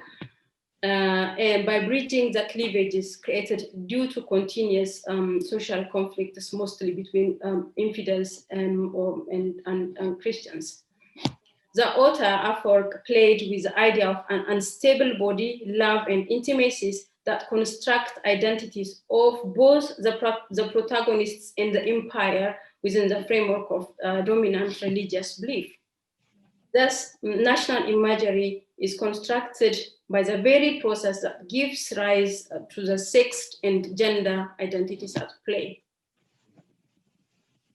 Preliminary thought number 2. What makes Ethiopia even more interesting is that she defies the typical place of women as agents of reproduction or caregivers confined within the private domain. The moment she leaves home, her engagement revolves around reassembling an otherwise disintegrating empire. The author leaves it to our imagination, deliberately or not, by limiting his narrative to the wedding, and we do not get to see Ethiopia being tasked with childbearing for the kingdom. Furthermore, even though modesty and chastity are Ethiopia's important attributes, we do not get confronted with incidents that overtly fit the conventional representation of women in nationalist discourses. Instead of being imagined as the king's appendage or in relation to her role in social reproduction, Ethiopia takes a more proactive role as someone whose decision is crucial to the course the empire takes. The novel creates women as agents who set the ultimate condition on which relies the becoming of the Christian kingdom. The wife is redefined in her role, not as secondary, but as the only necessary condition for the restoration. Also, unlike other foundational myths, Ethiopia does not necessarily naturalize and or solidify masculinity and femininity, nor does the novel prescribe strictly normative ways of sexual desire or attraction. This becomes visible when we look at the fluidity of Ethiopia's identity in the king's consistent attraction towards her. She becomes an ambivalent character when we see her through the eyes of the young, handsome, and humble king. The king's desire seems to ignore or perhaps even build on her ambivalence. He likes her even when he was not quite sure where to place her within the binary of a boy-girl. Ethiopia operates in the spaces of the in-between and thereby troubles the binary of what it is to be a man and a woman. However, at the same time, Ethiopia is made to marginalize her desire for intimacy in the interest of a higher purpose, that is, the Christian empire, which she represents, expresses, embodies, and anticipates to become. Even if we assume she were equally attracted to the king, she refused to indulge that thought for what she believed is a higher and more noble cause. Preliminary thought 3. The protagonist Ethiopia breaks historical continuity while at the same time redefining it or perpetuating it. Ethiopia travels history because she redefines the role and agency of women in nationalist discourses and the foundational myths from which they emerge. For instance, what we see in Kubranegas is that the Queen Sheba leaves the scene the moment Menelik first comes to take over as a king. Although she was a queen up until Menelik's arrival, she exits the throne through motherhood. On the contrary, Ethiopia inserts herself into the work of empire's restoration by setting the terms on which it could actually happen. But through these very revolutionary acts that seem to travel history, she embodies continuity of the empire's history by disallowing a non-Christian to enter unless converted. Even if he is accepting of her and her father, even if he's kind and protective, even if he kept his promises to them, even if the father and the daughter were overwhelmed by his mercifulness, no amount of righteousness was enough until he accepted Christianity. So he was subjected to perpetuating a Christian empire and its history. But for the king, it seems it's much less about maintaining power. It was not for fostering alliances with a potential threat, but it was love. He gets portrayed. I'm sorry to intervene. You have about probably 2 minutes, so I want you to wrap it up, given. Okay, yeah. Sure. He gets portrayed as a helpless romantic who abandons his faith and forces his subjects to do the same.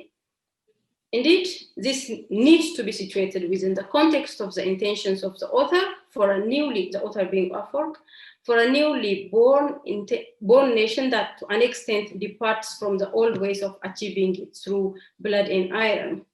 It's obvious that Afroc wanted to show us another dimension of how the empire relies on Christianity as the conquering religion.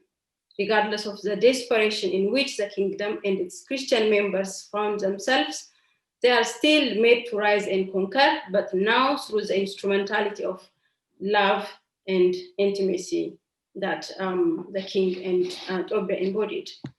Now, in the words of Jonas Admasu, the glory or greatness of Afroc's Ethiopia lies in the harmony of its citizens, diverse people living at peace with each other despite cultural or religious differences. This is what Jonas says.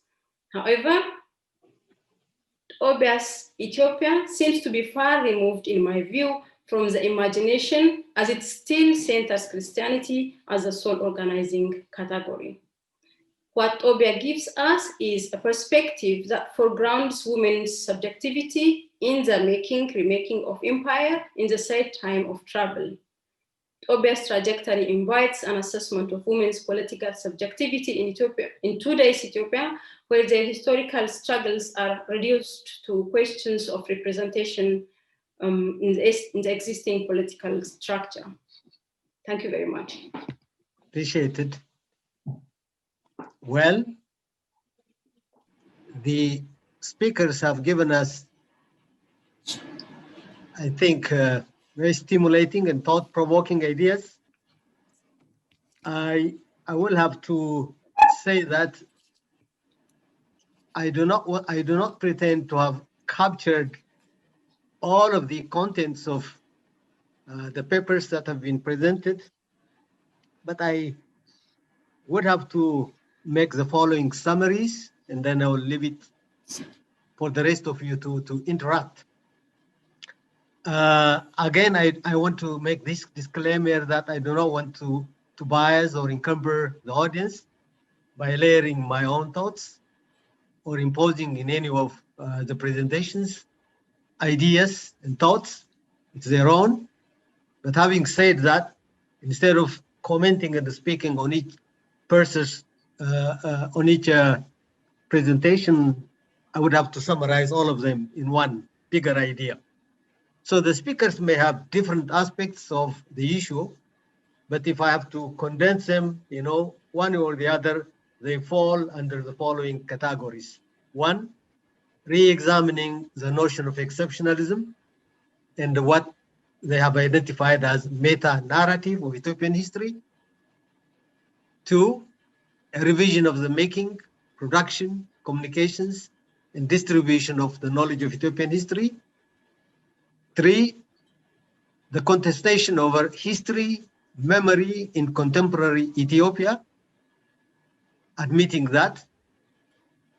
Four, the need for a nuanced conceptualization of the contestedness and the complexity of the very meaning of Ethiopia. Five, these things may overlap one with one another, that's okay. The questioning of standardized narratives.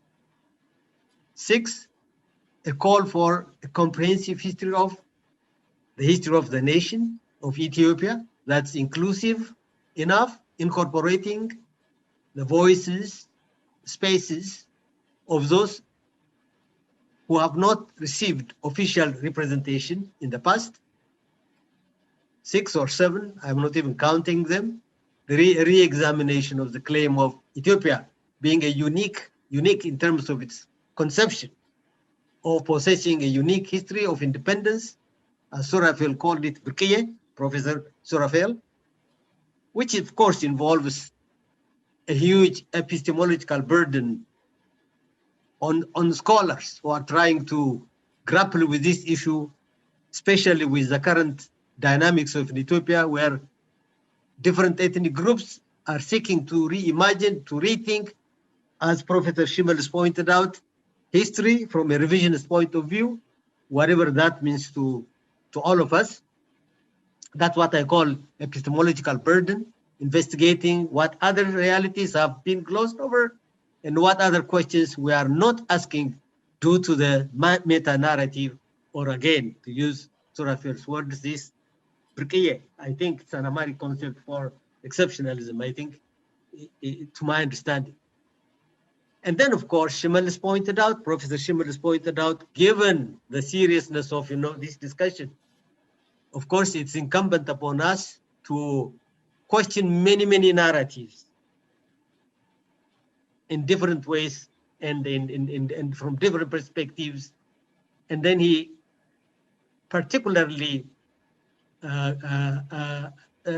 he particularly points to the fact that with this change of leadership about 2 years ago, we have these new vistas of opportunities to re-examine, to reimagine, and engage in a very constructive, not destructive way, or re-engage our history in such a way that even if it's not attainable to have a unified history, because the attempt is, to kind of deconstruct this meta-narrative, but a history that is inclusive enough, comprehensive enough, allowing the spaces for those who have never had a chance in the past, and then, of course, creating not a meta-narrative, but a history that will be, inclusive enough, comprehensive enough, where the engagement level has a higher moral ground. I think with this, I will need to stop, and then I will leave the rest of the time for participants to ask questions to the respective individuals, to the respective professors. But I want to remind participants, to be very brief and very clear, and then direct your questions to the concerned, professor based on their presentations. Thank you. If you can hear me, there is a question. Yes. To Professor Seravet. What do you make of the fact that non-normative gender and sexual identity arise before the conversion of the king?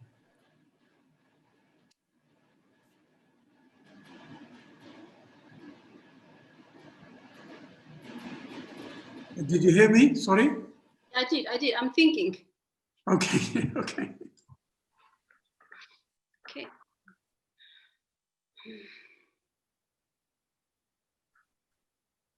I'm not sure I understood the question. What do you make of the fact that non-normative gender and sexual identity arrives? Why do we think it arrived? The conversion of the king. Yeah, I don't understand the arrival of the term arrival. Is it not a process? Is it not part of the lived reality? Why do we think of it as arrival? I'm not sure if I understood the question. Okay, Can we let Edom speak, maybe? Yeah, maybe if she can break it down a bit, or because I'm not sure what arrival means in this sense. Can you hear me? Yes. Okay.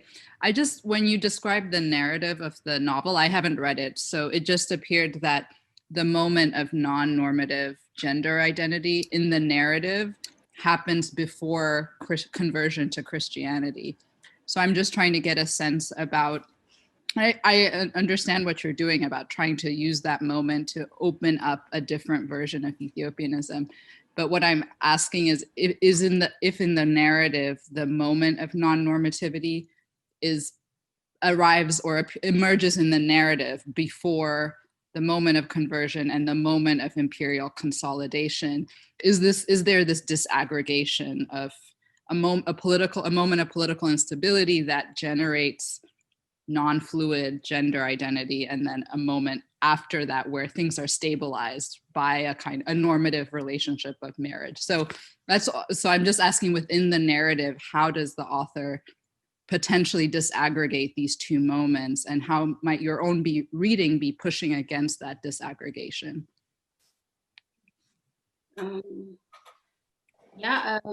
So yes, okay, so we get to experience Tobia's ambivalence. So I should note first that Tobia and her father are very strong Christians, but I think it's really symbolic of the highly disoriented times, or as Jonas Admasu calls them, highly traveled times, that she kind of moves between different gender identities.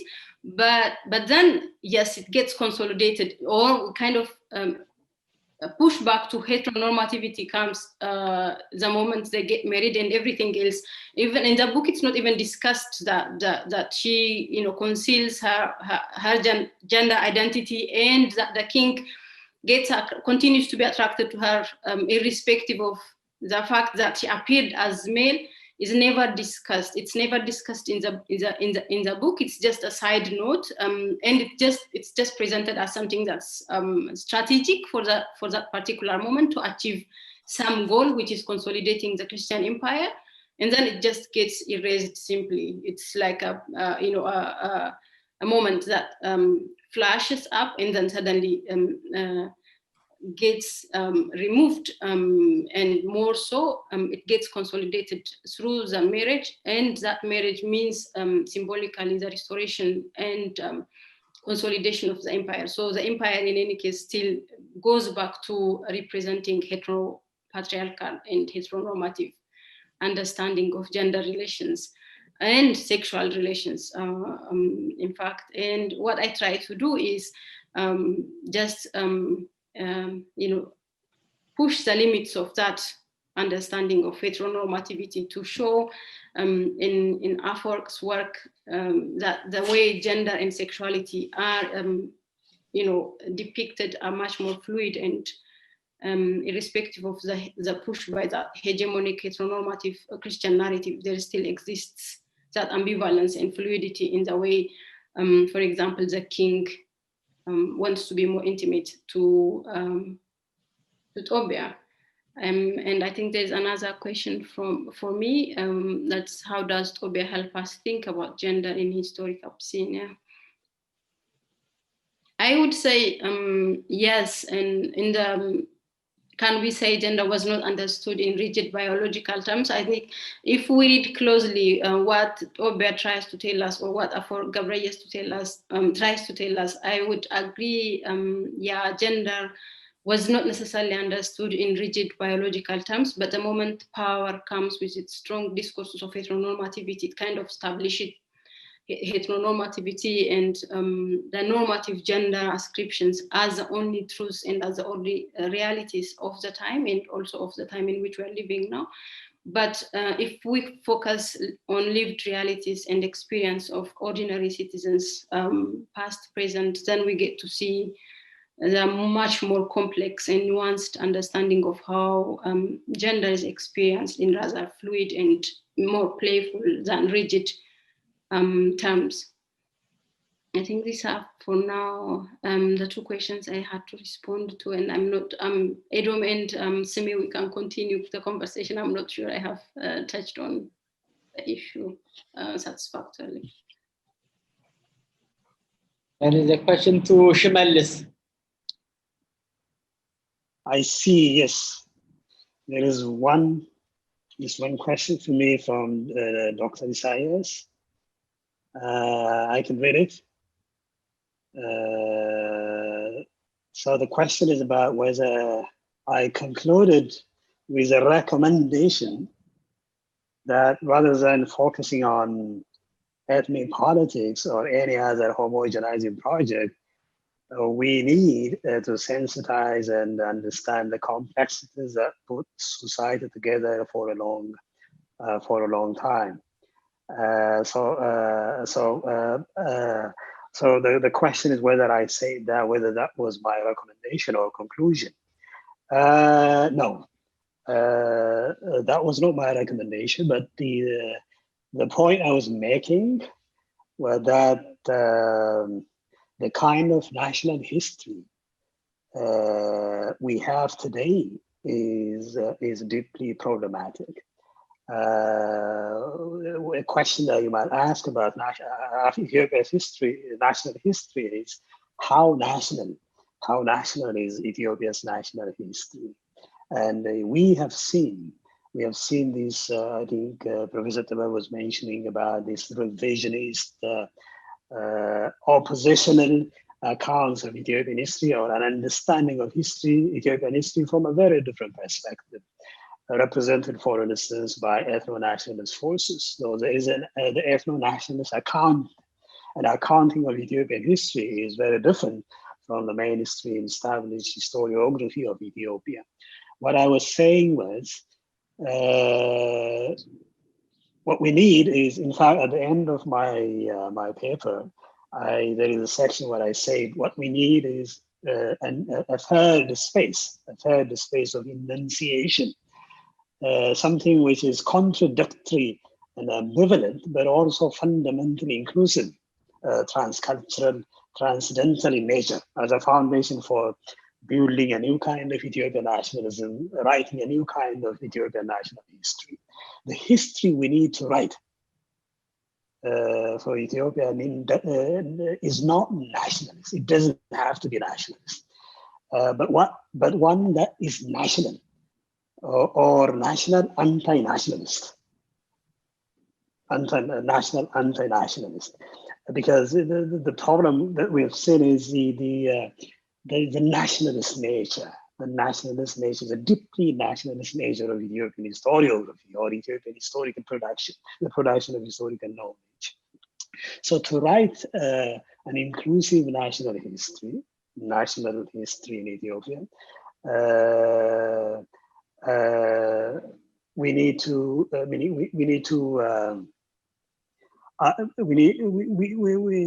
avoid being nationalist, or we need to be write a history, a national history, which is as much representative as possible, as much inclusive as possible. One of the critics that I was talking about, probably I did not read it during the presentation, is the idea of exceptionalism is very, very important. But at the same time, we can also move away from the idea of exceptionalism into a more generative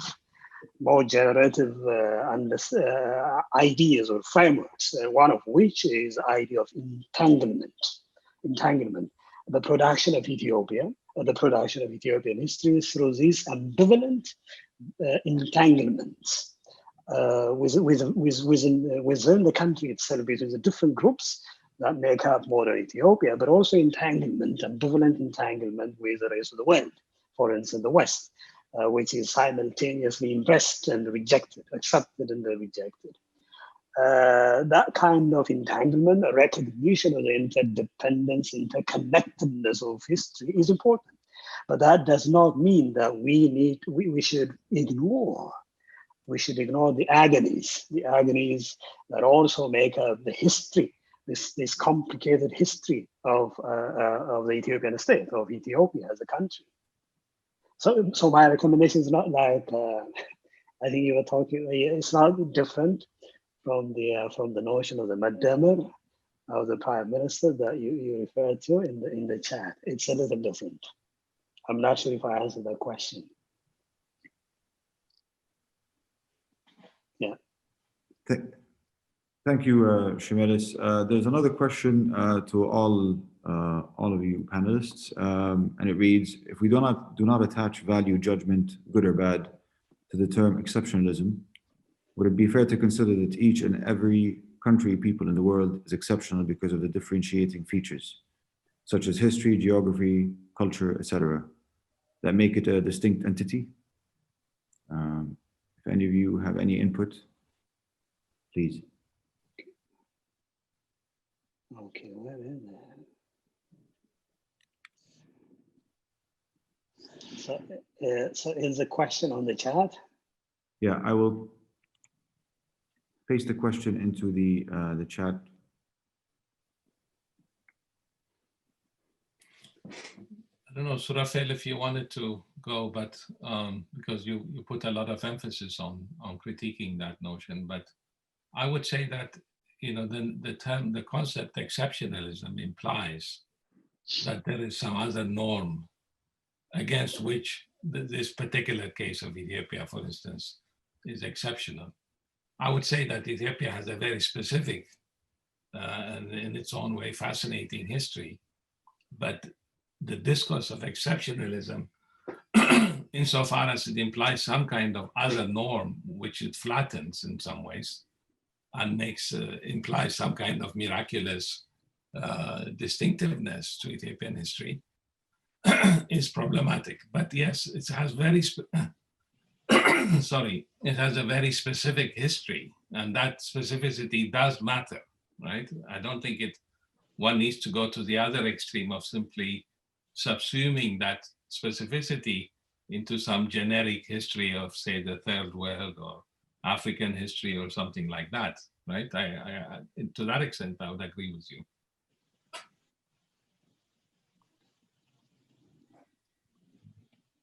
I think we also, can you hear me? Yes. Yes, we also touched upon, you know, on these particularities. We acknowledge that. And that's why, for instance, in my presentation also, I also heard it in Shumelis's presentation too, that we are not denying specific, you know, particular histories. But when we dwell on this, it has got, you know, ism, exceptionalism. You know, it becomes the homogenizing, you know, deployment of discourses. Then it creates problems. It shatters, you know, the ways in which we attend to other kinds of lived experiences and ideas. So that's where we are coming from.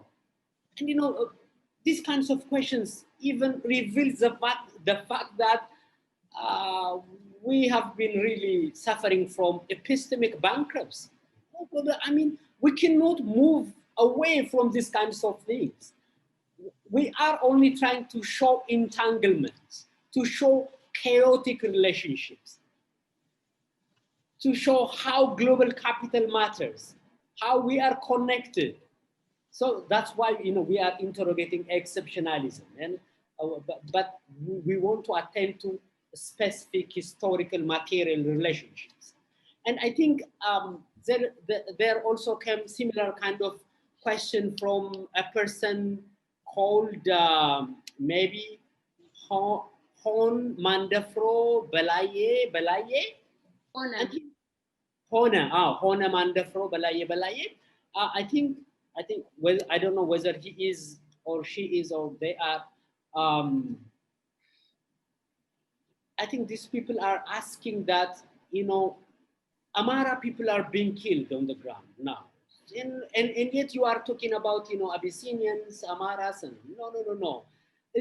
For instance, in my presentation, I was trying to say that, you know, these are invented categories. You know, they are discursively created.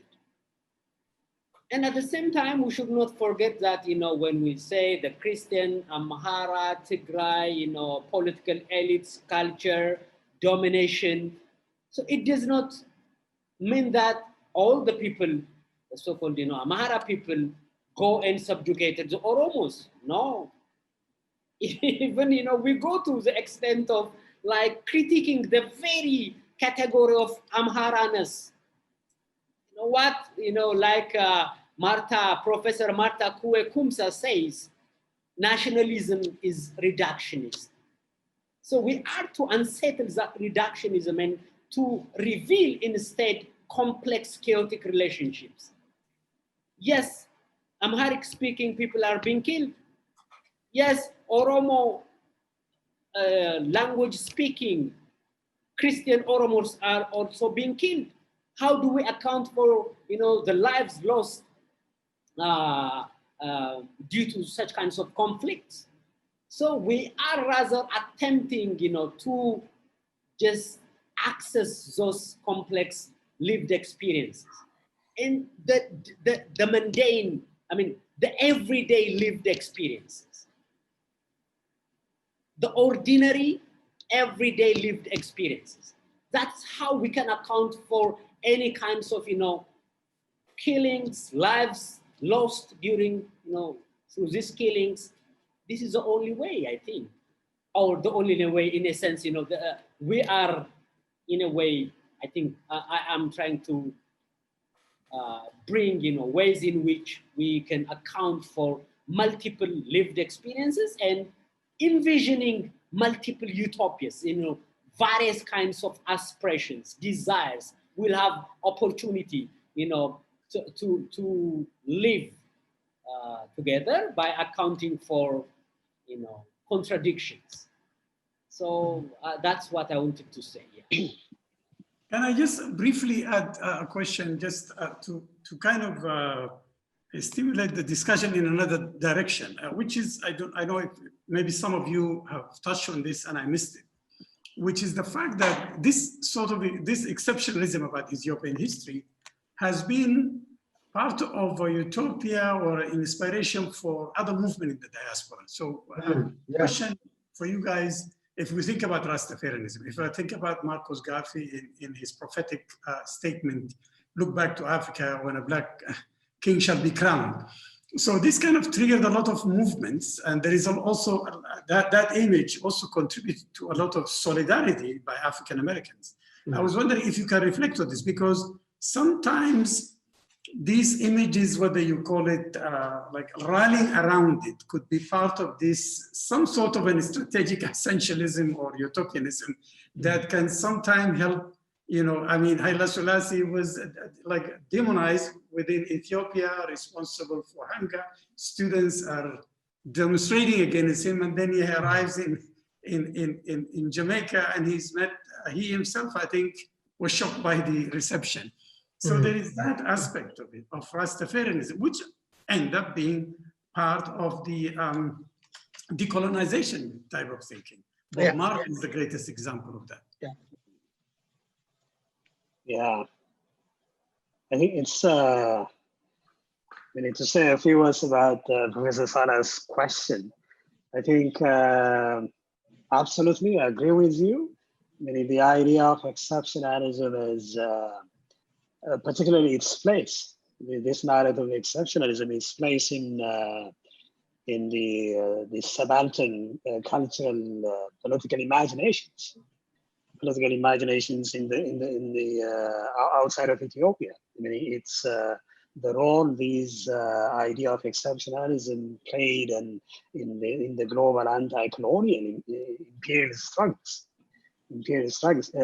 where communities of color, particularly black people living in Africa and in different parts of the African continent, but also across the Atlantic, in the Caribbean, in the US, were organized around the very idea of Ethiopia, because that idea of Ethiopia represents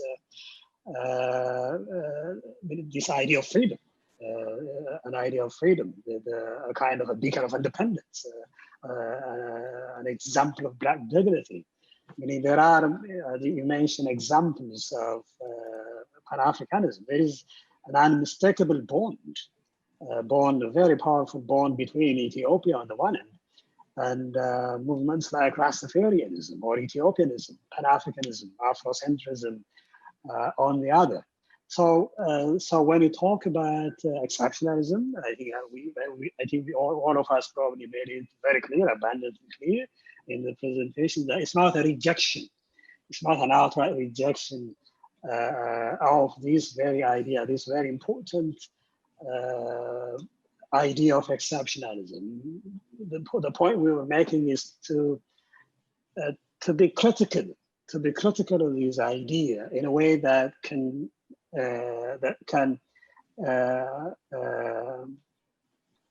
help us understand help us understand Ethiopia, especially in terms of helping us ask questions that are often glossed over. For instance, in the discussions about political economy, questions, the critical fundamental economic questions of poverty and development are questions that have been not abandoned, but not been critically questioned and interrogated in Ethiopia. These kind of questions are very important, especially in modern Ethiopia, in contemporary Ethiopia. So there is an argument, a powerful argument that one can make for the idea of exceptionalism, partly as in terms of recognizing the very complicated historical constitution of Ethiopia, a result of this coming together of influences from different parts of the world, producing an identity that is distinct in many ways from other regions of the world and also other parts of the African continent. But at the same, so there is, you can make an argument for that. You can also make an argument for using the idea of exceptionalism in terms of its political potential, the potential to mobilize groups as it has done in the past, like the Pan-Africanism or the Rastafarianism you talked about. But I think it is time. I think the point was to make a critical engagement. There is a need for urgency for a critical conversation with the notion of exceptionalism. The notion of exceptionalism needs to be critically interrogated to allow for a new kind of political intellectual imagination as a way out of the political conundrum that Ethiopia finds itself today. I think that's so that's my take on that question. The rest, if you can. If I may be allowed, Professor Shimalis. Yes. When Emperor Haile Selassie visited Ethiopia, America, in 1954, just a week before this Brown versus Warsaw education, that it's the fact that, he's coming in 1954, representing probably largely, by then there were only very few independent countries. So he was representing not only Ethiopia, but the entire Africa, 1954. Historically, that's very significant. So people, there are a number of, not a lot, but probably one or two works now that are trying to investigate the impact of the coming of the emperor in 1954. They try to connect that to what extent or to what degree that has galvanized it, the ongoing civil rights movement. It is a subject that needs to be explored critically, but it's very important.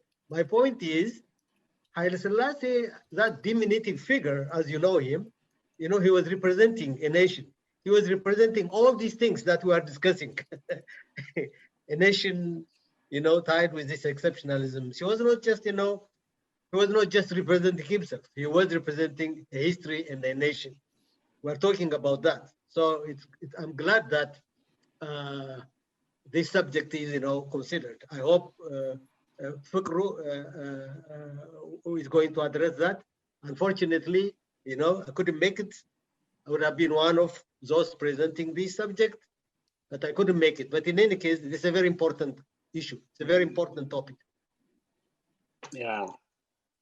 If Sarawet, do you want to add something or? I would like to add a couple of words, maybe in reflection or reflecting on what Elizabeth and Fukru asked.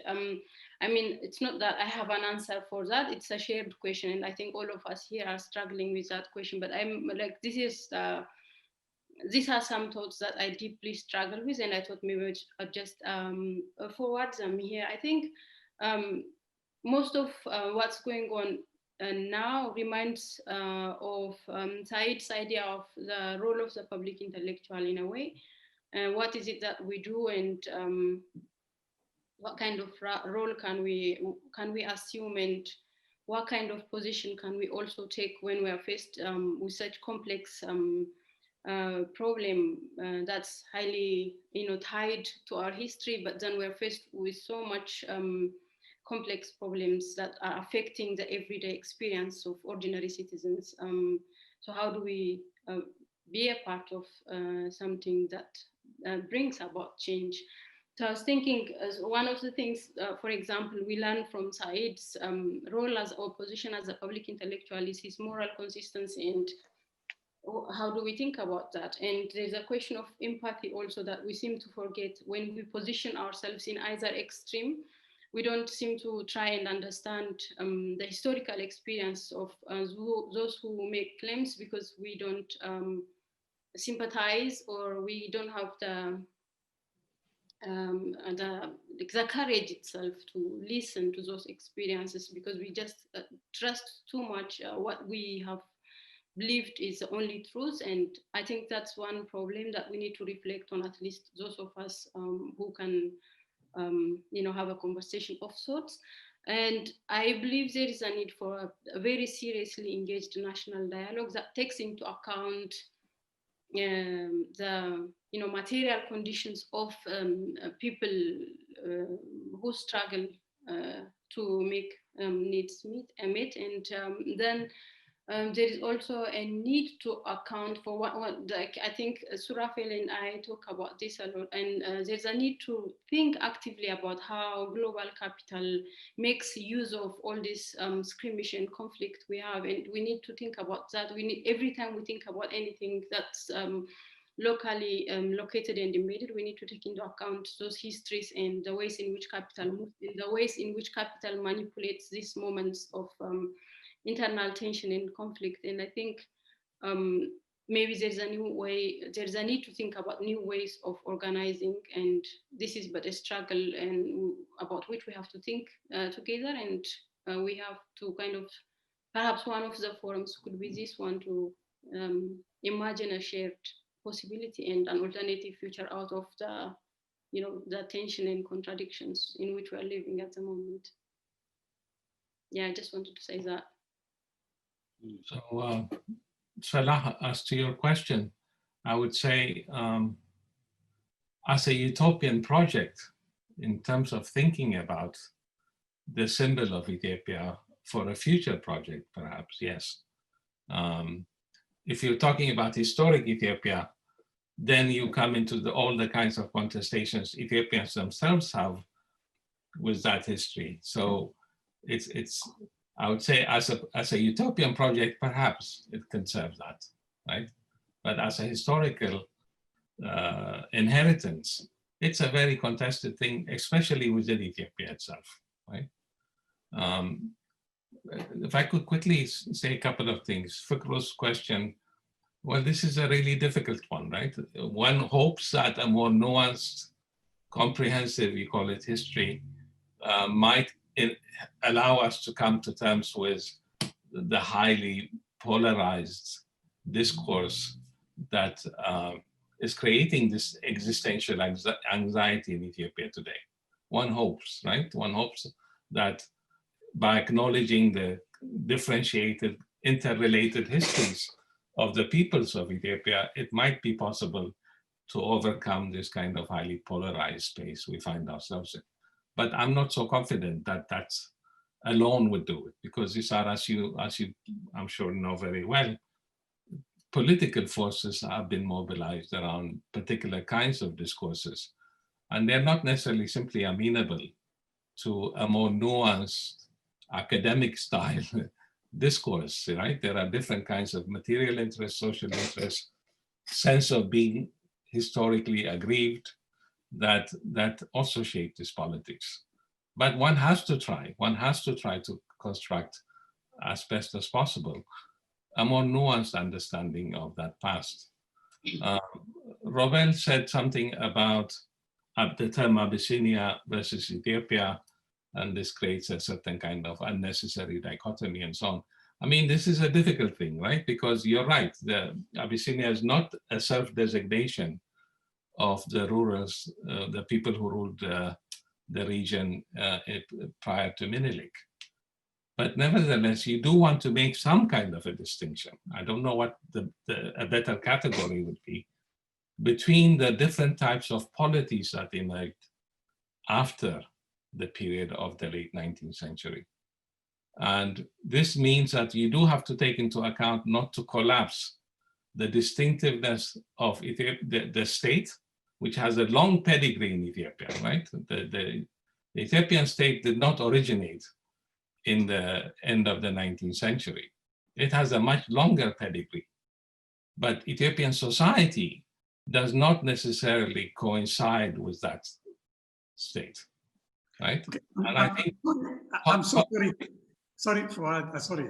Go ahead. If you can make it in 1 minute. Less than 1 minute. So I think part of the current political contestations around this history revolve around, not recognizing that the history of the state is not the same as the history of the society. I'm so sorry, Professor Tibebe, that we have to end it here because also Professor Mohammed Zoidi is joining us from Addis. So, okay. And is the keynote speaker. So we're going to get out of this panel and but I promise one thing, there were other wonderful questions, and our colleague Elizabeth Georges wanted to also intervene. I have to say something, Salah. Just 1 minute, 1 minute. But we are going to be delayed. It's already the time to join the other panel. Yeah, as far as I'm concerned, thank you